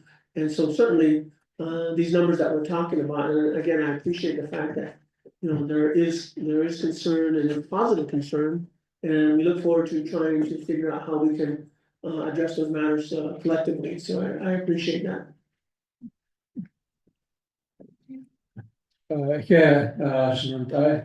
Delegate Crowley, 19th, Kibido. As the new chief of police for Napa Police Department, the police yes, and immediate and not that named. But I think the new naval law enforcement is with the new young officers that we have are more into technology. So with that, the Navajo Police Department is actually going into the technology era. To be a lot of times our community members are asking for reports. So law report so with some of this funding, we're actually investing into a new body camera system that actually has an AI program that produces a narrative report for police officers when they communicate with victims and witnesses. Camera.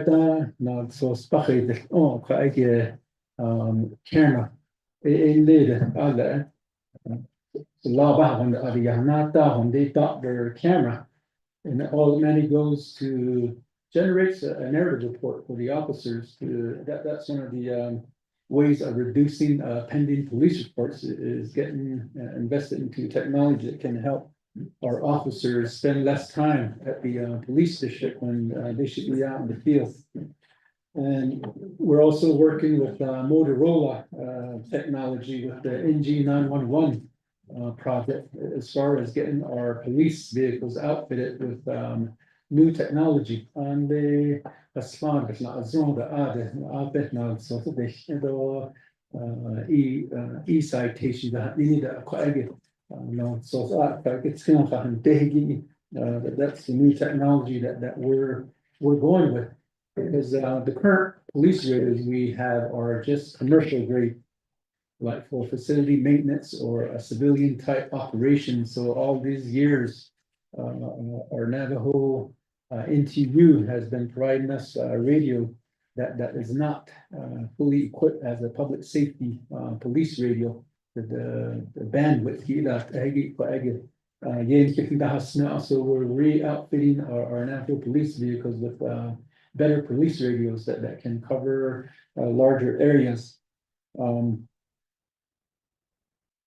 of the other things we're also 18-year-old hiring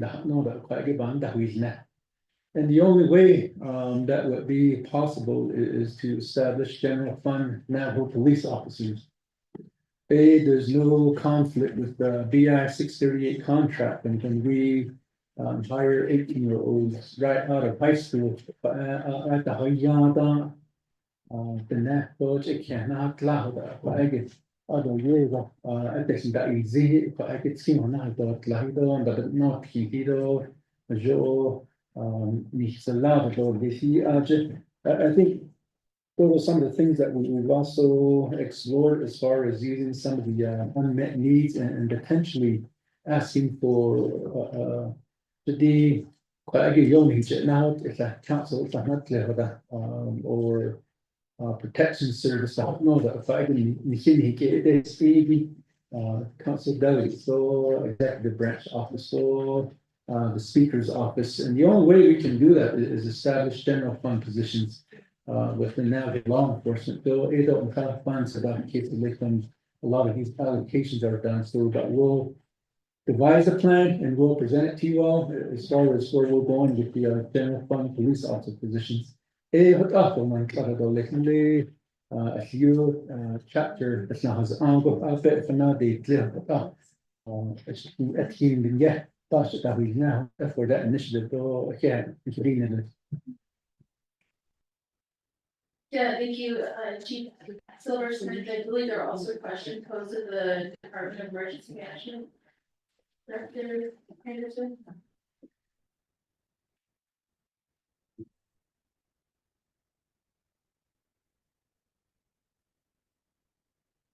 Chair, if I may. Representing for our Department of Emergency Management is our Director Sharon Sandoval. She was selected as for that position several months. She's been in the position for about 8 months now. I've given her some very specific directives to try to specifically build up the department and meet some of the critical concerns that we're addressing in particular. But what I'd like to see as a whole is have the Department of Emergency Management actually spread out. Right now, we're, I think, at 3 people, maybe 4 here locally, but they're situated here.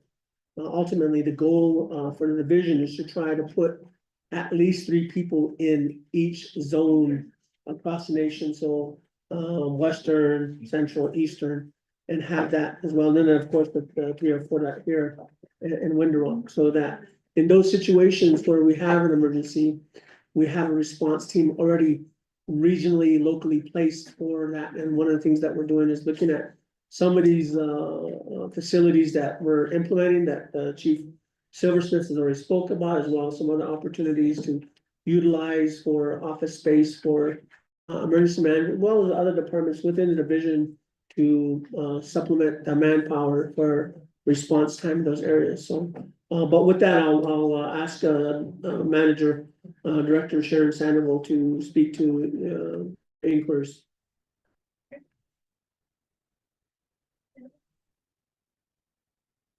I believe there's a point brought up about concern over the Department of Emergency Management.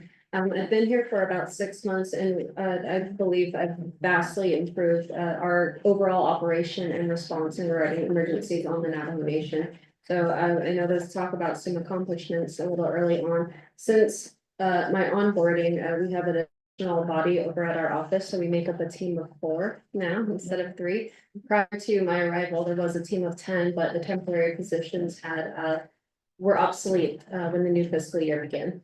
So amongst my team of 4, one of them is an admin assistant, the other 2 are liaison and coordinator. So we have a very strong operation standpoint in regards to responding to emergencies on the Navajo Nation. And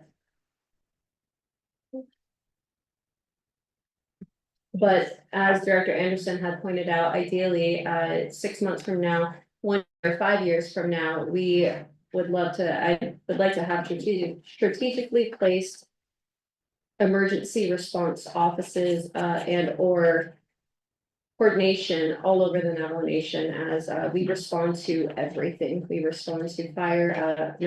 entire team is out today addressing the Fort Defiance fire. We do hazard transportation in coordination with our supporting counties. We also do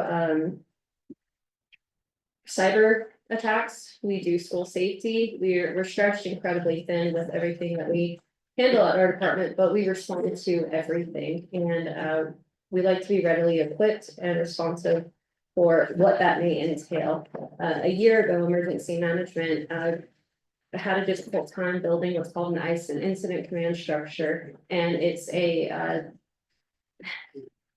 really good system for responding with all of our partners within the division, fire, as well as PD, as well as EMS.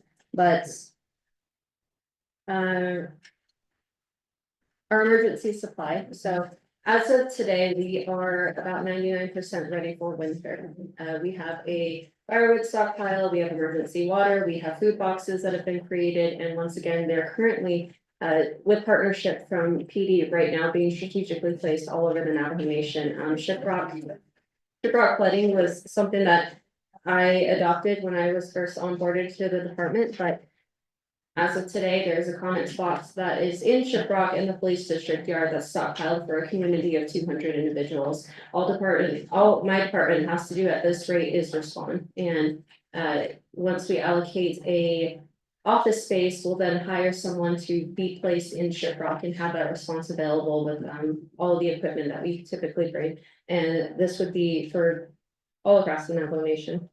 Thank you, Ms. Sandoval. I believe the question from the committee was about your expenditure rate, why there is such a low expenditure rate.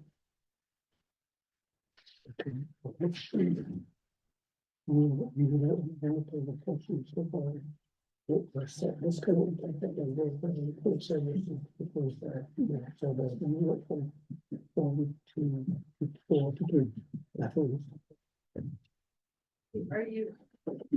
Well, you know, the expenditure rate of the Department of Emergency Management?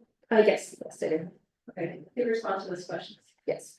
So once again, my ombre, I was brought on about 6 months ago, and just about the perfect timing of the end of the fiscal year. And at that time, the department had 10 individuals, overall, liaisons, coordinators, and even some workforce employees for emergency response on the nation. But as when the fiscal year ended, a lot of those temporary positions had gone away. So currently, the department only has 4 individuals, myself, 1 admin, and a liaison and coordinator. Thank you, Ms. Sandoval. I think some of the questions were regarding your operational budget, but I'll go back to Sheriff Friday to answer your question. But yeah, I'll refer to the report that was passed out, and I appreciate it was really thought out and thorough. I think this was the vision of the request, so I appreciate the vision of public safety. So in terms of emergency management, that's on for page 4.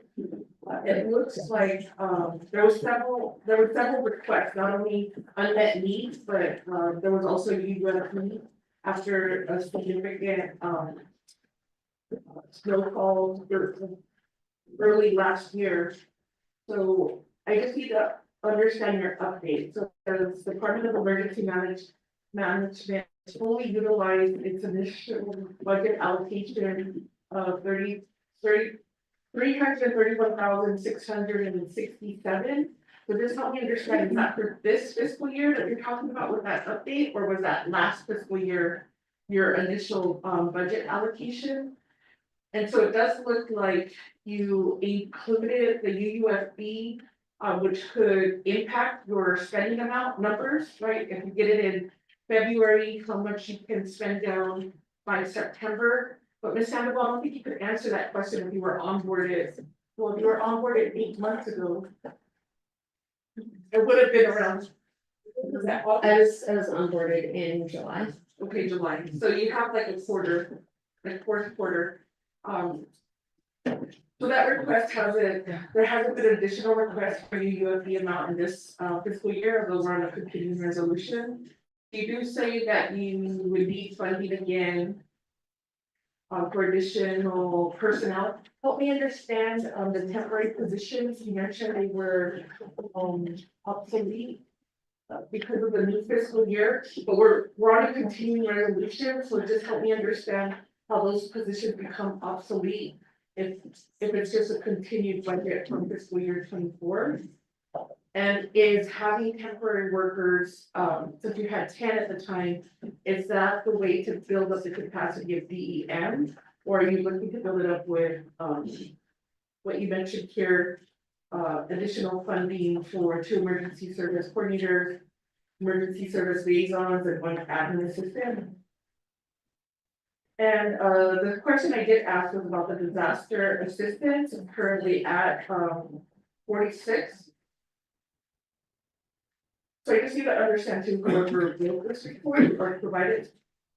Is that from last fiscal year? Or is this from the continuing resolution? So I do see my numbers with the closeout do match this report. But I think I would need to know with that disaster assistance, because it was a unmet needs, we got 50% of it. And I appreciate you mentioning that at all of your regional areas, you're ready to go. I think from this conversation, I'll reach out to my chapters and how we can communicate, especially if there's a need for wood out there. So I think that's what I'm looking at is just the response, just clarify the report. If you're talking about last fiscal year or the continuing resolution, that'll be helpful. And is this gonna be we'll know once we get your binder if this is an additional unmet need for this fiscal year. Because we're supplementing the division, and what we want to see are these critical areas budgeted in the base amount. Chair. Thank you, Chairman Everett.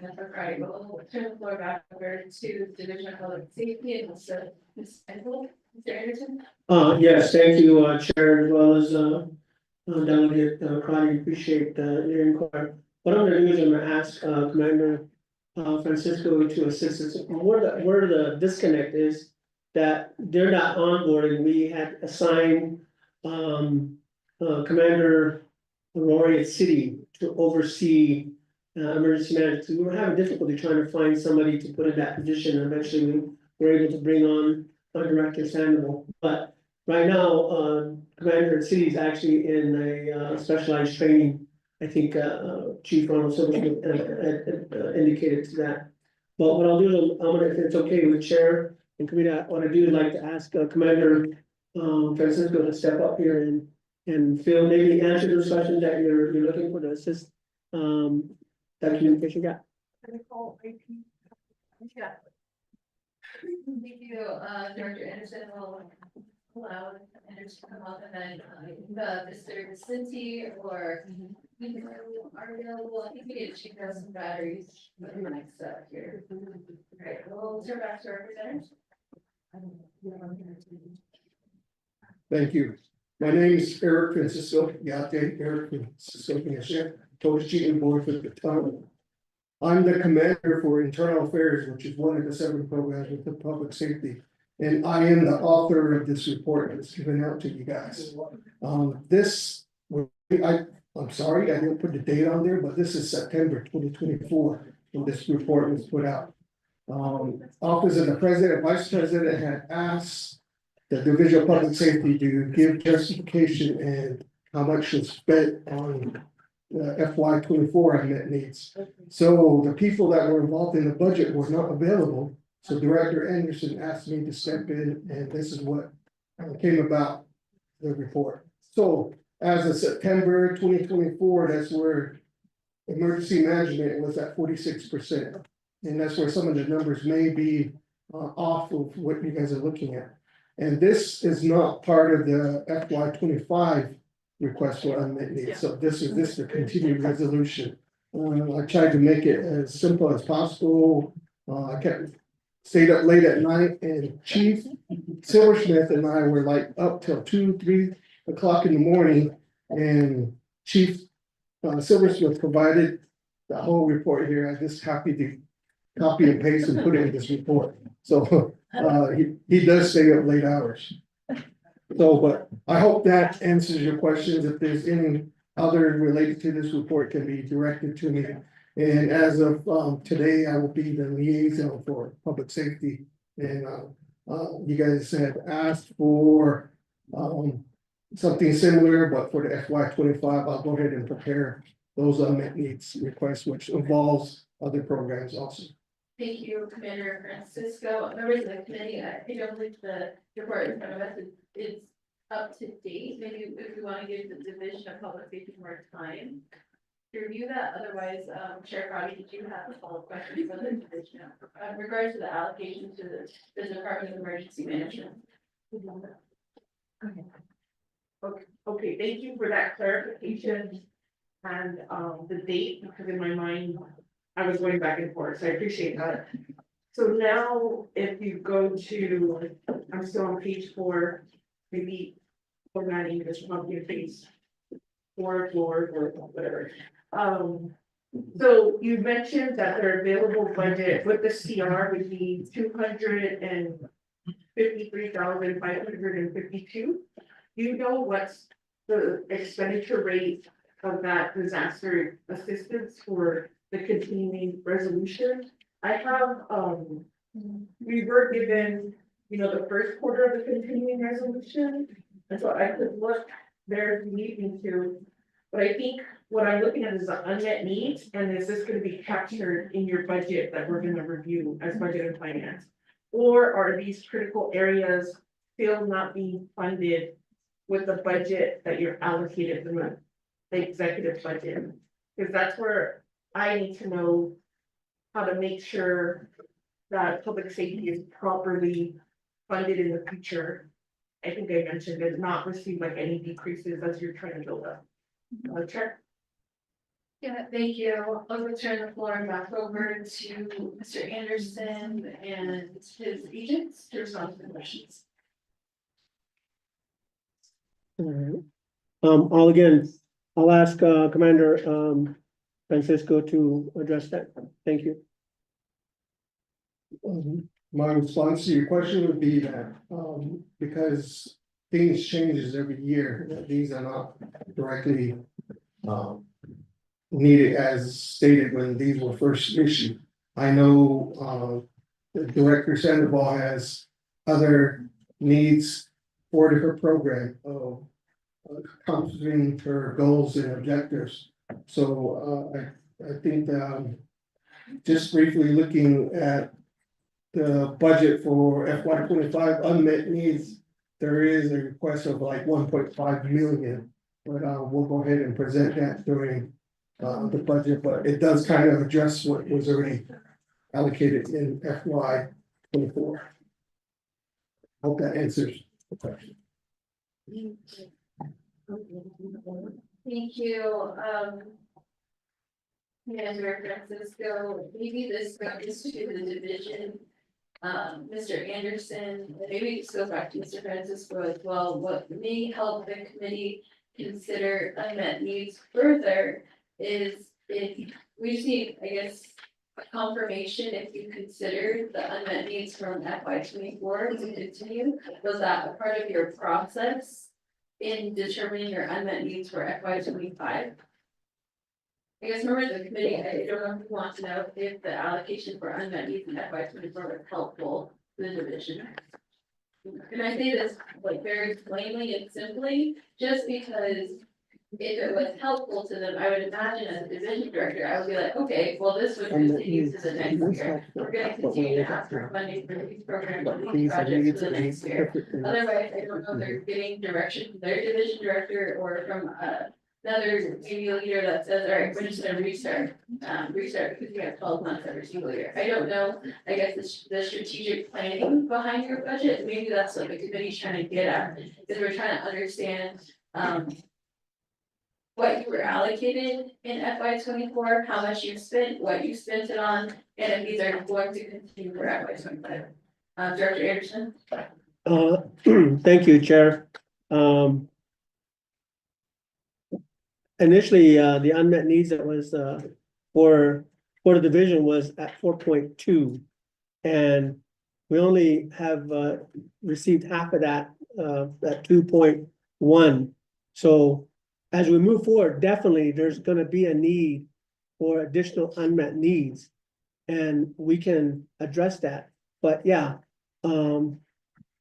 there is a strategy behind, but that strategy, quite honestly, is a moving object, because we just have, as Director Sandoval indicated, and as Commander Francisco also alluded to, these situations, especially emergency management, we can prepare for them, but as you can see, dare I say, we should be battling snow right now, but we're not. And in the past couple of years, that's been, we're waiting for, we got 2 snowcats out there. As Chief Silversmith said, we're in preparation for this, and it didn't happen. So, but on top of that, we have other situations like the flooding in a different community, different chapter, as well, that the train wreck that occurred that was, just south of us at Lupton. Well, those types of situations come up, and we have to redirect some of that funding.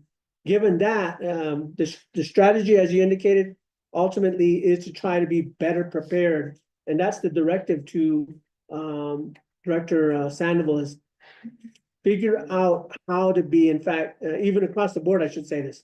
We talked to Chief Silverman talked about technology. And one of the meetings we had, the question that was brought to me, well, where do you want us to be at? I said, well, at the time we were at 2023, and I said, get us to 2024. Well, we're another year down, we're already looking at a new budget. Now we have to change our strategy again, get us to 2025. In some instances, within our division, we're still in 1970. And so it's a struggle trying to strategically address those needs. And again, I would reiterate what I said earlier. I do certainly appreciate the openness and opportunity for members across the delegation of the council to work with, and we've met with a few, and we're open to talking. Some of the managers are reaching out and saying, here are some of the areas that we need to address. Just as Dr. Andy Nez was here earlier and working with EMS, a tremendous opportunity to meet some of those concerns. So yes, I hope I addressed your question. Thank you. Thank you. Mr. Anderson, I'll go back to the committee for any other questions to the Division of Public Safety. Delegate Shelley Yasi. Okay, you're right, we're not worried about snow anymore, it's more like fires. And so I think there's one, I think I heard started again in Flagstaff. And I know we only about the one that's in California. Climate crisis.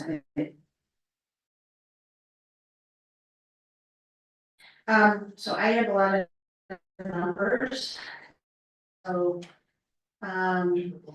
looking at like the budget to actual closeout for just the example, the Department of Emergency Management, that shows me, it's at 39.53%. And the one that I go to would be like, in here, the big one that we haven't used a lot would be the direct assistance, 250 for the budget year.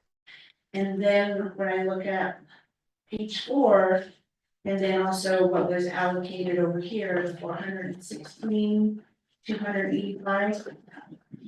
And if I divide that by 2, it comes out to 208. That would be what the CR would have, given to the emergency management. And so I'm looking at the direct assistance. What hasn't been spent over here is showing me 14.62%, but over here, the report saying it's at 46%, and then there's still 253. So there's a lot of numbers I'm looking at, I'm trying to figure out, okay, but you want to ask for more. So I guess maybe just my question would be, how are you using, because there's a lot of, just in the bigger budget, there's direct assistance programs that are widely utilized, and I know they're for like school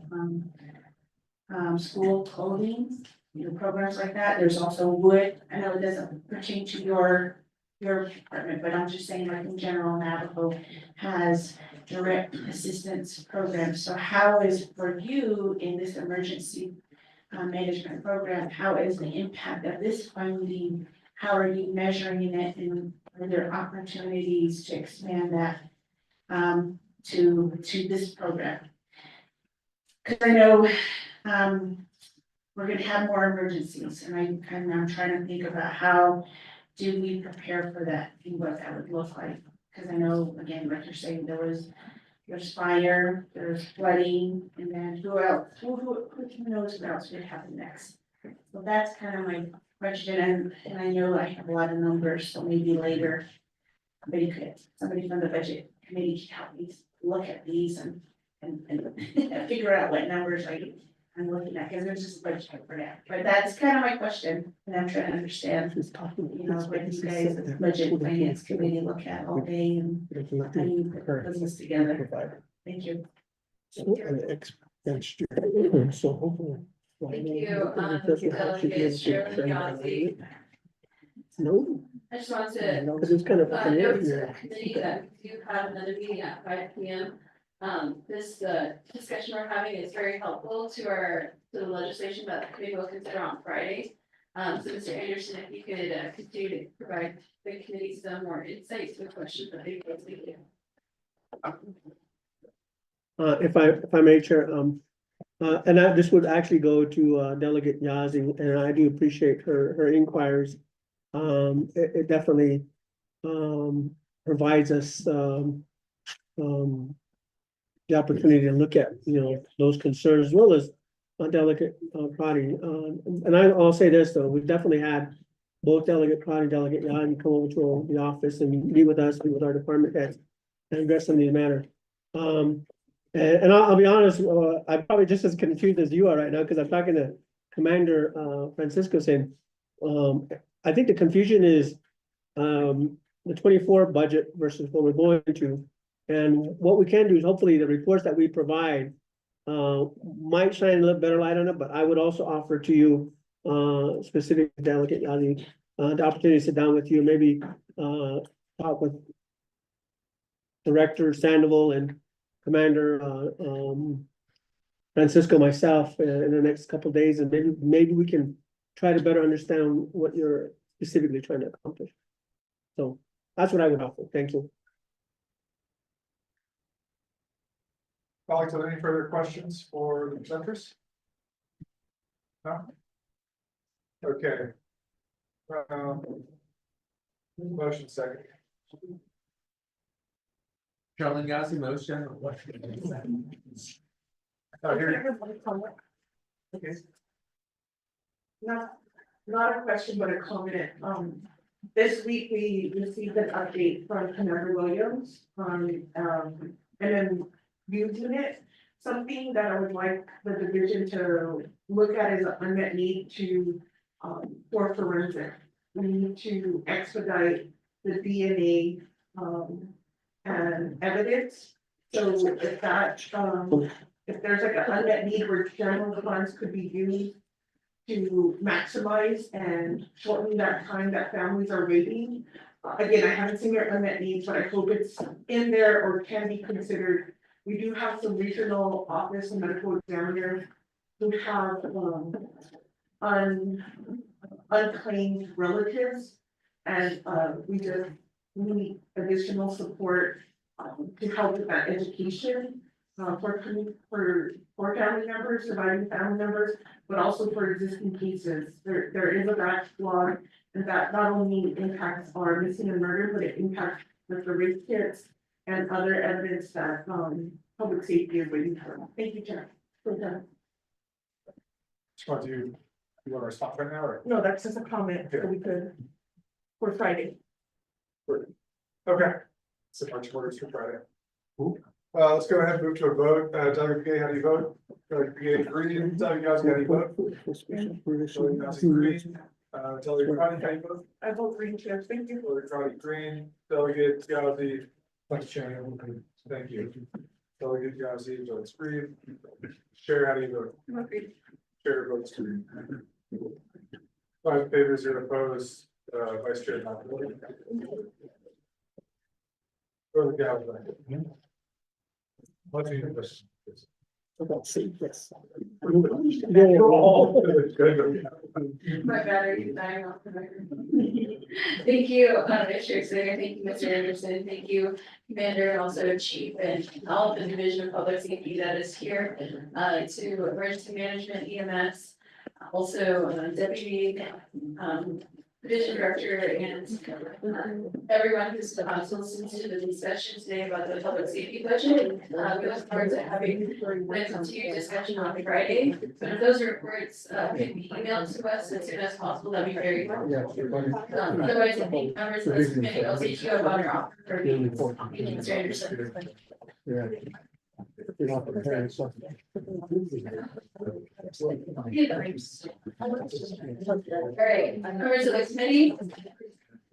We are now at the conclusion of our agenda. Members of the committee, after this meeting, after we adjourn, we'll continue with our budget discussion, so we'll pick up where we left off. We have a co-sponsor, Delegate Art Mitchell here in the room.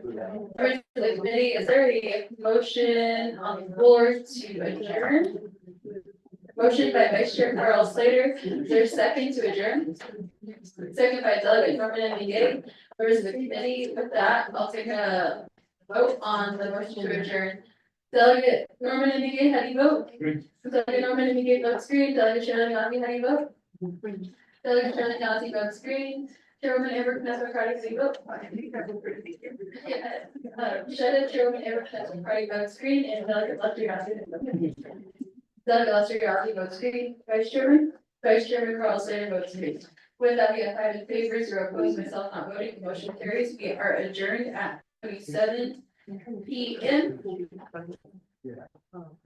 Thank you all for coming to our special regular. We will now reconvene our special budget meeting at 3:28 p.m. Mr. Toppy, can you take roll call for?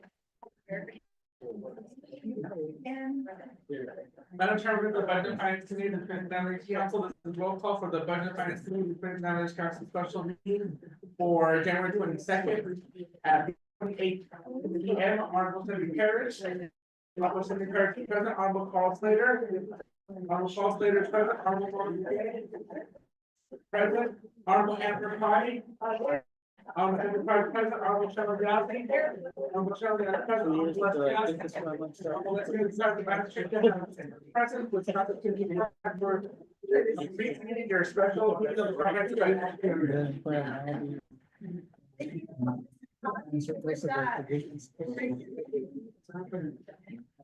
Thank you, Mr. Todd, for reading or for taking attendance for verification on our special meeting.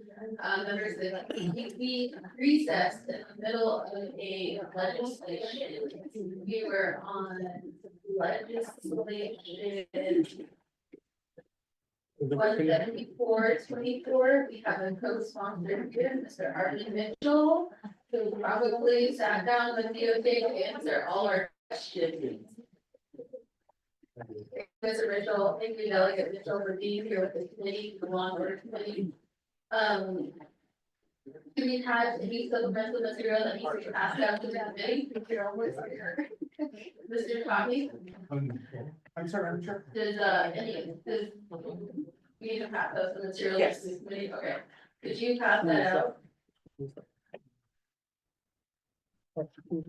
Yeah, for those listening online, we had a question, the committee members had questions about the personnel dollars. And the budget for the Department of Justice. So the Department of Justice, while we were in recess, produced the report and what we're receiving those reports at this time. In the meantime, I'll give the floor over to Mr. Beecher, just give you guys the opening comments and also our co-sponsor, Doug Art Mitchell. If you want to have any opening comments. Thank you.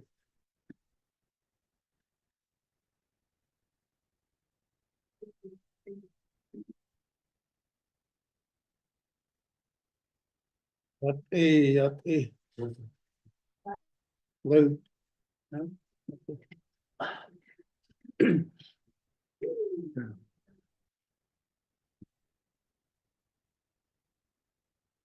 Thank you. Good afternoon. That's it. For the record, name is Arthur Mitchell. Arthur Mitchell. Also with Law and Order Committee, I have with me, Mr. Victor and Scott here. Well, then also there were some questions that were posed and there was some correction and clarification that was made by DOJ, so I'll go ahead and give the floor to Chris. Thank you, Madam Chair. Thank you, Honorable Delegate Mitchell. So in the pages you're receiving, there's a couple extra documents we'd like to provide for you, as well as insert for your the legislation packet. It looks like this. I believe they pulled it out, or they're pulling it out right now, the old one versus the new one. The new one looks all on the same page. The new one will look like that. It's got the yellow lines on it. So I just want to make sure everybody has that one. In addition, Office of the Prosecutor has provided these updated program budget summaries. And we have this document here additionally for more clarification. Happy to go forward and answer some of the questions that you had before. I'm going to turn it over to Acting AG Heather Claw to finish out the questions that we'll cover.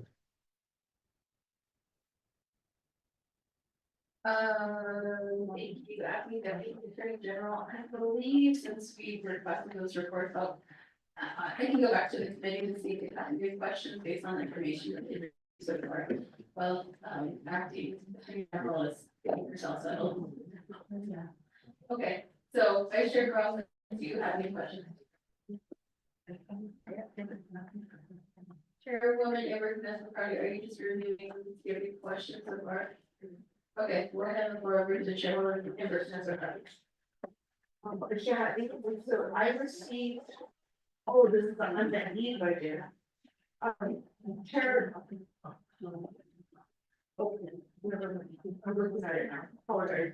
So, yeah, unmet need, new budget, and for Office of the Prosecutor. Okay, I'm just making sure I have the right. I do have a question for Office of the Prosecutor. As we discussed with the Division of Public Safety, there was, believe to might have been either an H1 or Exhibit G1. The council was able to provide additional funding for the 780,973. It does look like that is gonna be possibly another unmet need for this fiscal year. So I'd like to ask, the Office of the Prosecutor in terms of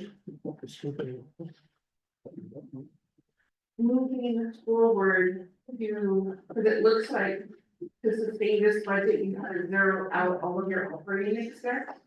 So there is gonna be an impact, so I wanted to know if this is still, and I'll look for your unmet need at the committee level. We're able to make amendments. And so I would want to make sure if you could review your unmet need, so that I could start hopefully preparing that amendment. And then looking through the executive branch budget right now is the only funds that we can pull dollars from. I do see though, in your vacancies, you did fund that at full amount. So I'm gonna ask you, are you considering to prorate that? But because of the amount we need for personnel, it looks like we need an additional 273,000. You're gonna be prorate with your 11 vacancies. I don't think that will meet the goal. So help me understand, in terms of the budget you're proposing and, your unmet need, where are we at, so I can start, pulling together. I do see you get prorate 3 positions, but I would. So help me understand, are these 3 positions currently filled?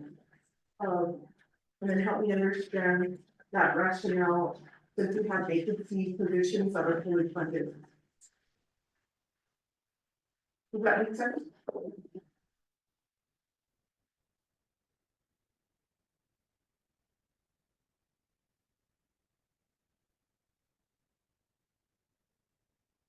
Good afternoon, everybody. My name is Vernon Jackson, the Chief Prosecutor.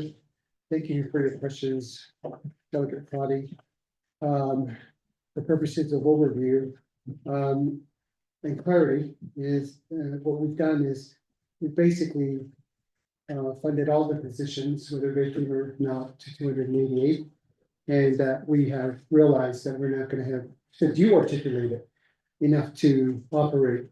And so we have put together a budget, unmet needs budget, that captures all of those numbers.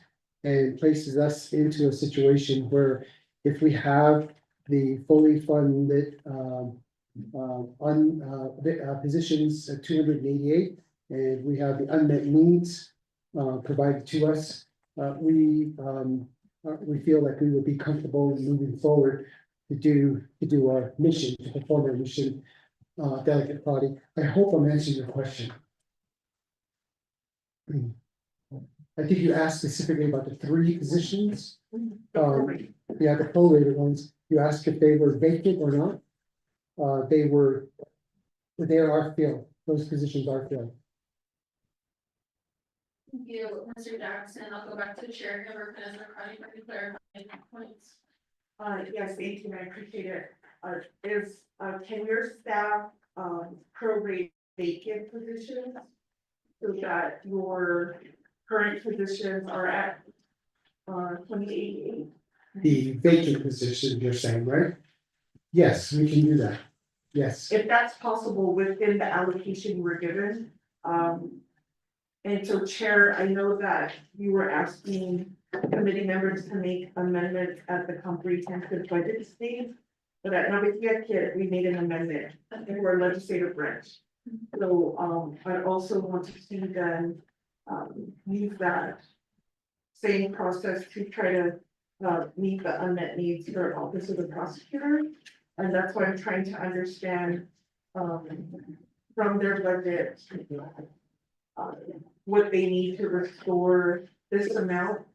It looks like from their closeout report, I'll need to pull that up, but I just want to make sure, it's 1040. I'm just gonna look at the operating cost and I think that will determine, but I'm gonna try to see what we could do here today with the existing budget or to get ready for the comprehensive budget, which comes to this committee first.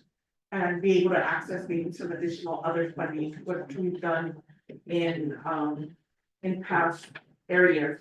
But what I do want to ask is, Madam Acting Attorney General Shaw, the original budget funds were signed by yourself back in July.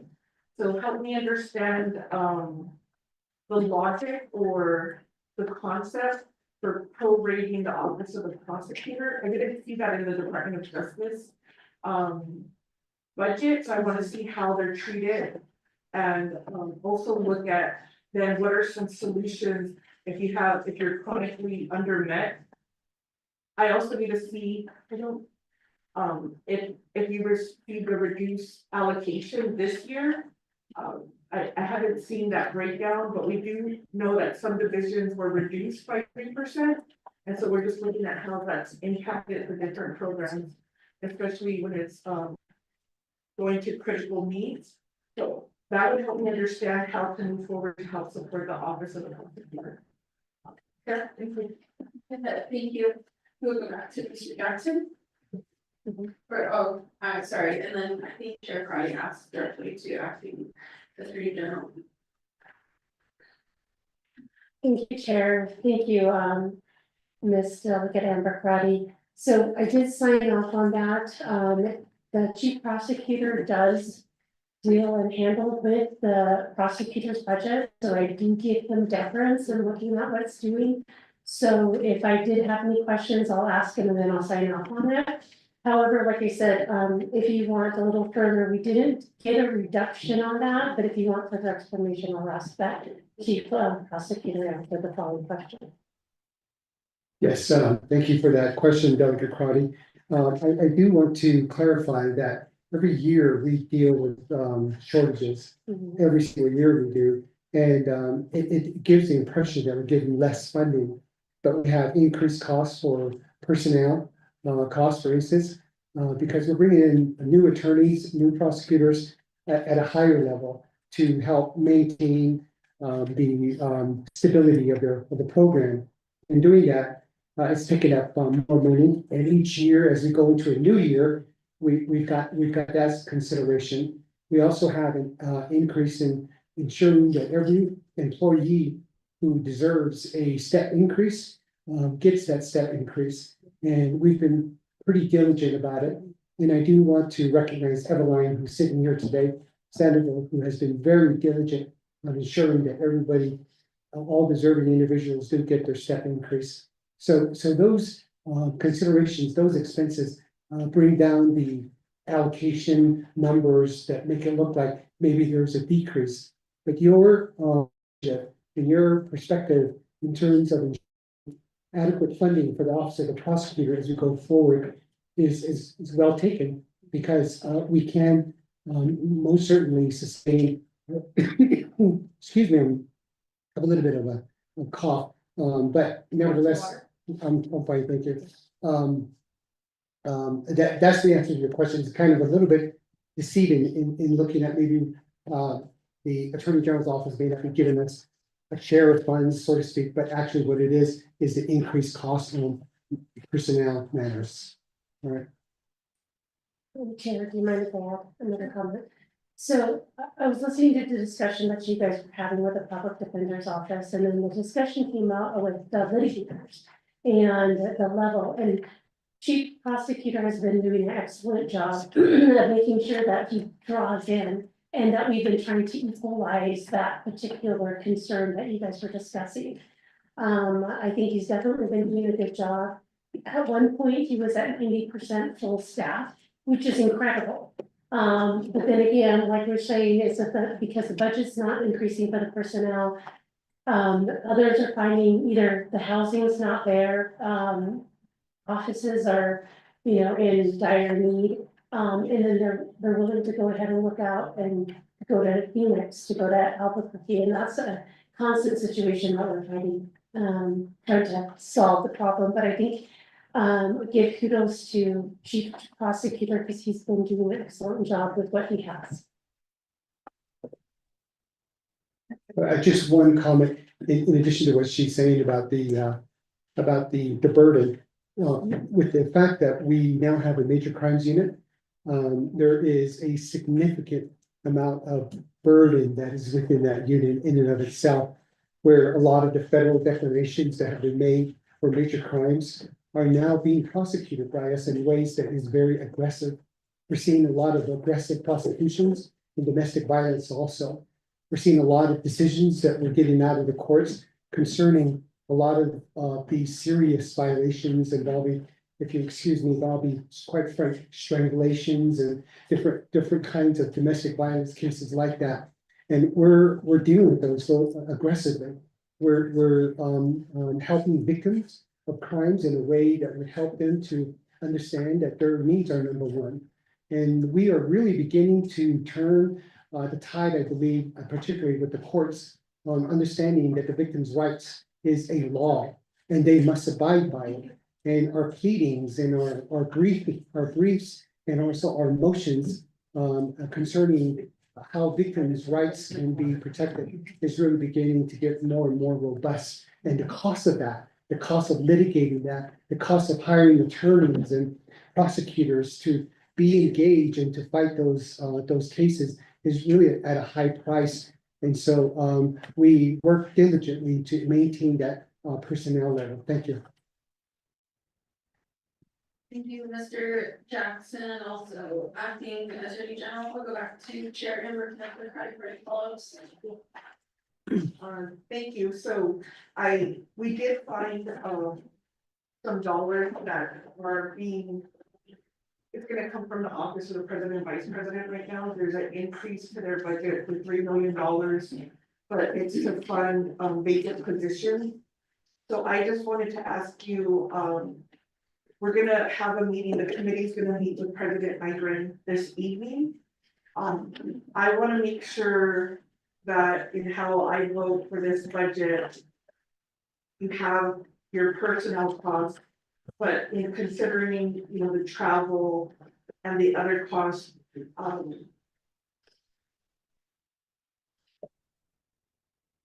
would you feel more comfortable receiving that funding today?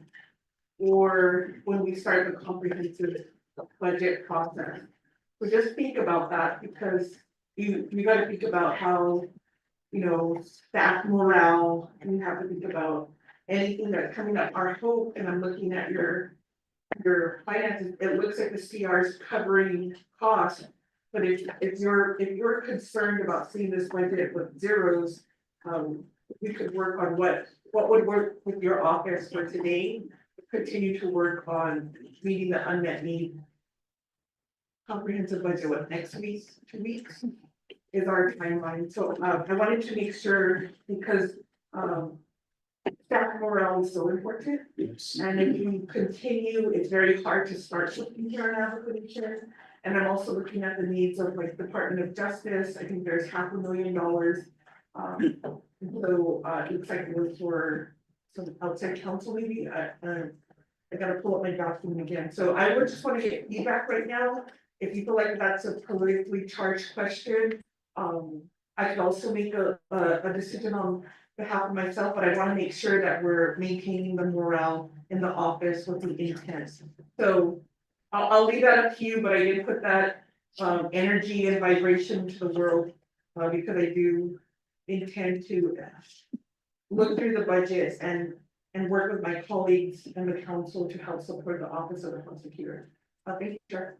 Thank you, Chairwoman Everett, Crowdy, members of the committee. Does anyone else have any questions?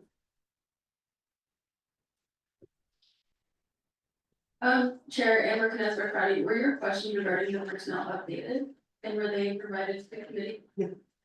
So that's, so do we just need this is gonna be the new budget form for the binder? For, those were provided to the committee with, those, with updated personnel dollars, however, that does increase their overall budget, so. Well, oh, sorry, no, they pulled from their operating budget. Yeah, so they have all their. Yes.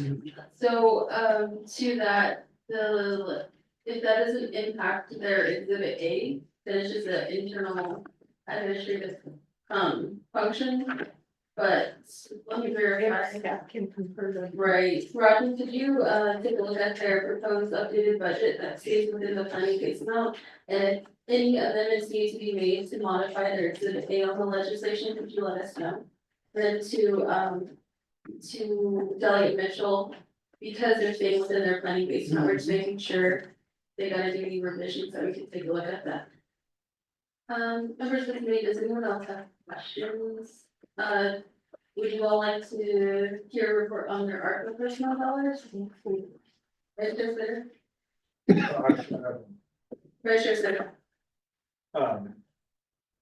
Before the comprehensive budget is introduced, let's go back to Prosecutor. Can I get that listing of the whether it's senior officer or whatever, but everything involved outside counsel, yeah, because we need to go over the fixed cost litigation plan. So there's some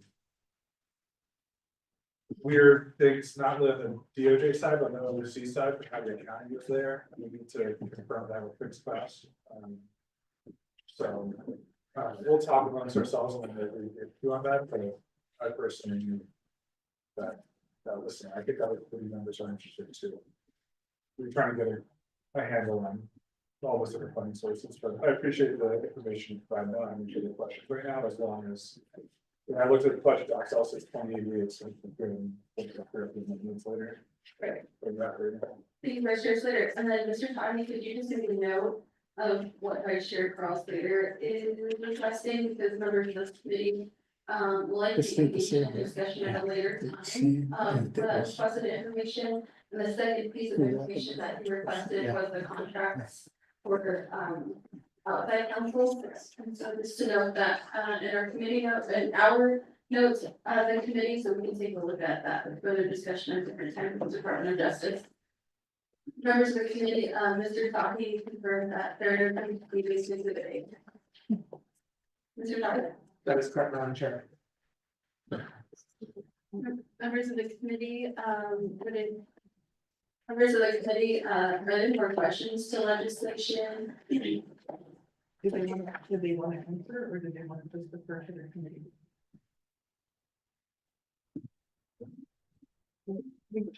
Where pink shirt? Where a purple shirt? We'll go back to the presenters for any, last comments. Madam Chair, we appreciate your guys' opportunity to do that. And we actually did need to update that, and so I apologize for not getting that clarity on there. And I didn't get the memo to where people were gonna say, so I apologize. Next time, please let me know, and I'll coordinate with the colors. Thank you.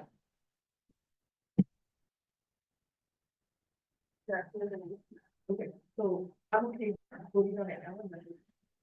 Thank you. We will continue to work with the Department of Justice on the other unmet needs and the sponsor as well. But the committee's ready to take action on the legislation. So we do have a motion and a second on the floor for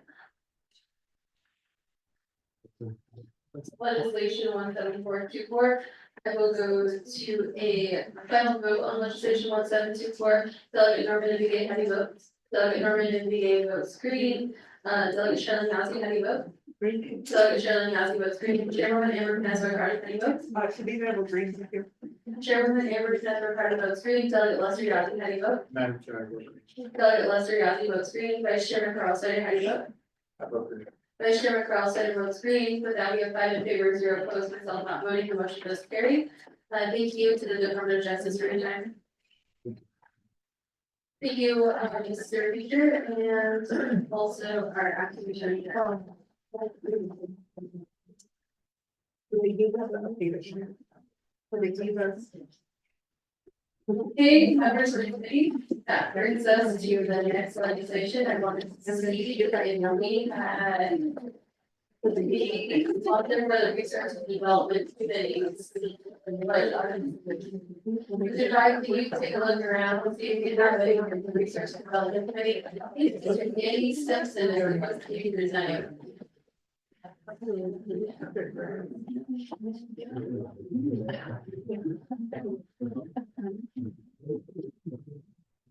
Ambassador, you just find it.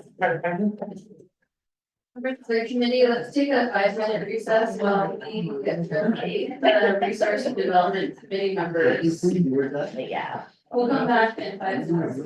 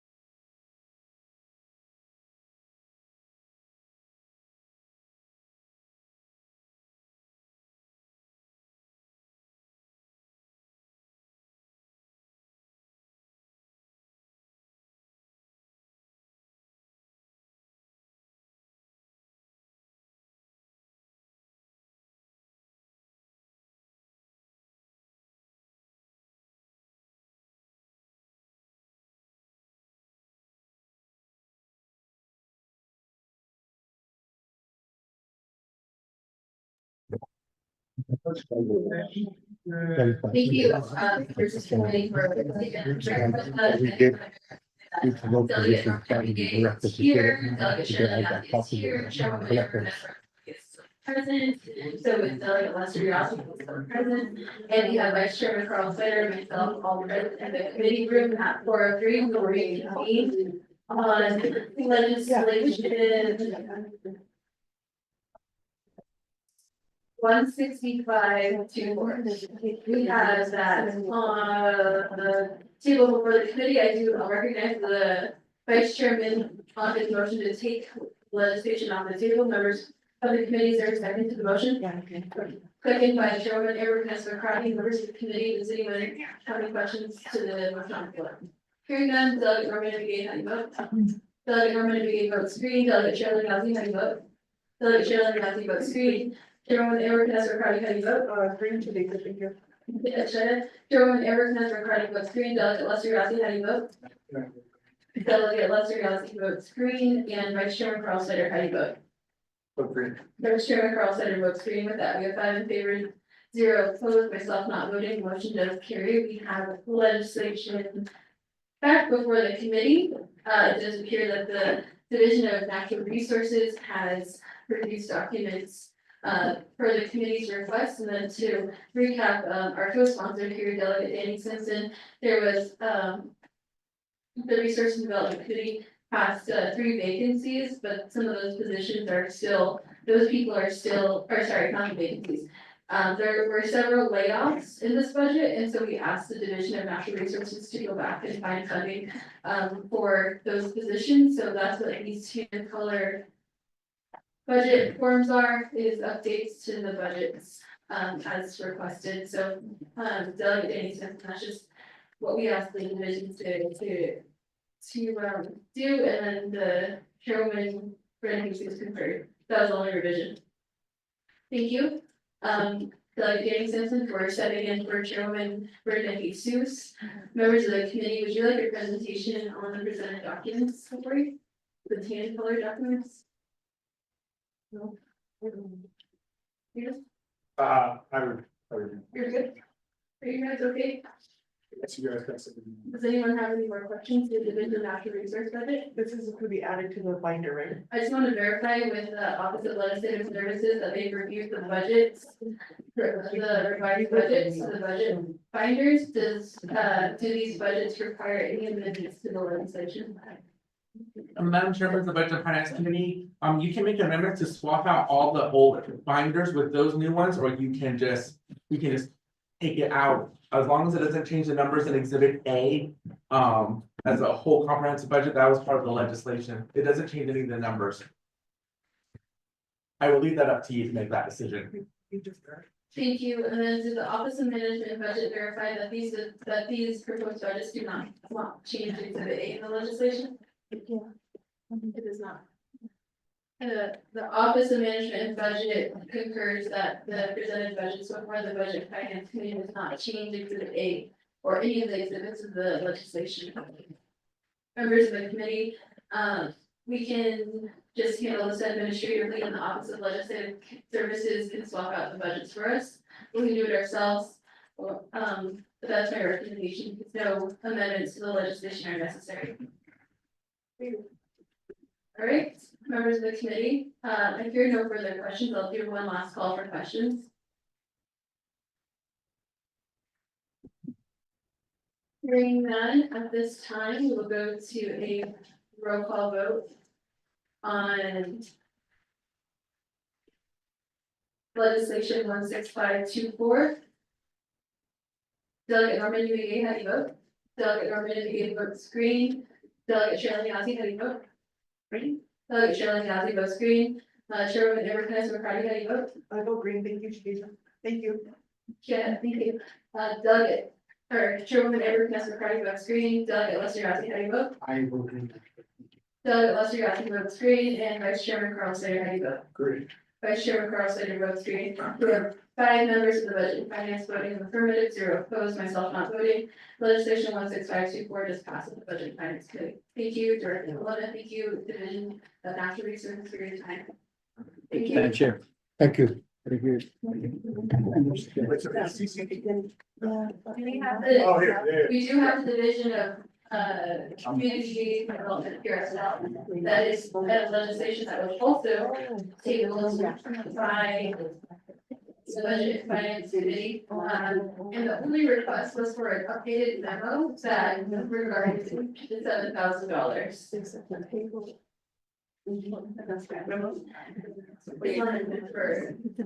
Okay, we do have updated memo. And then,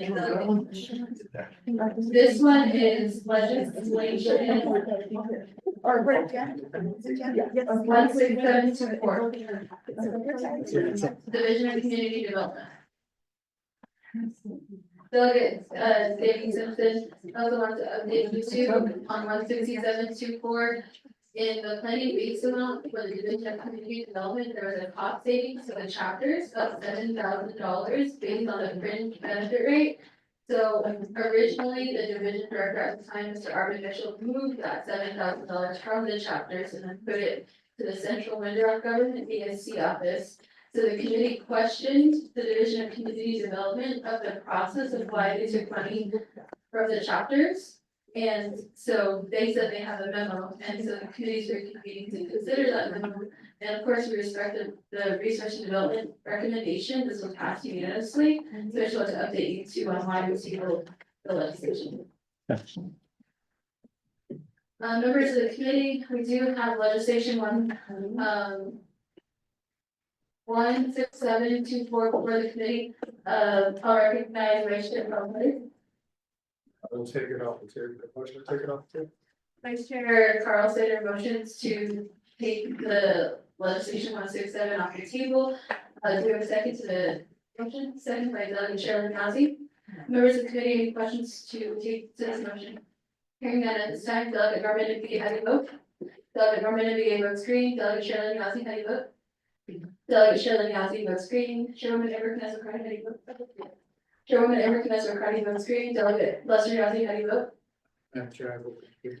Delegate Lester Yazzie votes green, and also Vice Chairman Carl Sater, how do you vote? Green. Vice Chairman Carl Sater votes green. That puts us at a total of 5 in favor, 0 opposed, myself not voting. The motion does carry. The committee has legislation 16724. Before the committee, we do have our new acting division director from the Division of Community Development here. OMB, also our co-sponsor, Delegate Danny Simpson here. Members of the committee, have you identified the memo in your right? Is that sufficient, or would you like the division director to review the memo with you?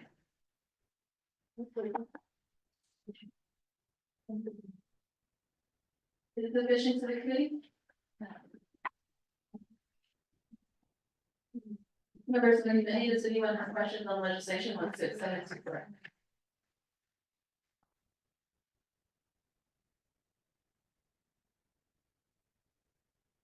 Hearing none, I'll do the last call for questions on legislation 16724. Hearing no questions to the legislation, I will do a roll call vote on legislation 16724. Delegate Norman and Vicky, how do you vote? Delegate Norman and Vicky votes green. Delegate Sherilyn Yazzie, how do you vote? Green. Delegate Sherilyn Yazzie votes green. Chairwoman Edward Kness O'Carty, how do you vote? I vote green. Chairwoman Edward Kness O'Carty votes green. Delegate Lester Yazzie, how do you vote? Madam Chair, I vote green. Delegate Lester Yazzie votes green, and Vice Chairman Carl Sater, how do you vote? Green. Vice Chairman Carl Sater votes green. Good, I'm voting in the affirmative, 0 opposed, myself not voting, the motion does carry. Thank you to the Division of Community Development for providing that memo. Thank you. Thank you. Co-sponsor, thanks, Susan. Members of the committee, that brings us to legislation. We can go to old business stuff this time. I don't see the sponsor for the committee. Mr. Tahi, have you been in communication with the SAP committee? Madam Chair, members of the Budget and Finance Committee, I am in contact with Dr. Hernandez in the vicinity. Unfortunately, he's currently at the meeting. And the public, Division of Public Safety has not provided either budget binder yet or the e-copy yet, so we have not proceeded with that. And the committee report for legislation number 0179-24 and 019-24 have been posted And they'll be ready for action if you, either now or you guys wanna wait till Friday to put them on the agenda. Would the committee like to go over the legislative side? Was there? The legislative budget, you wanna start that legislation now? Yeah, but is there anything from Hess? In that probably. I just want to verify. Ms. Toddy, no one from the Health Education Human Services Committee is available. Thank you for being with us today. Okay. So we'll come back Friday. Okay. Friday. It will be the first one at the top of our agenda. Thank you. Thank you, Ms. Toddy. Thank you, Chair, Catherine Denali. Thank you. Members of the committee, we can ask the chair of the Navikia committee if you all want to begin the legislative project. Yeah. Here. Are you? Well, You can be speaker now.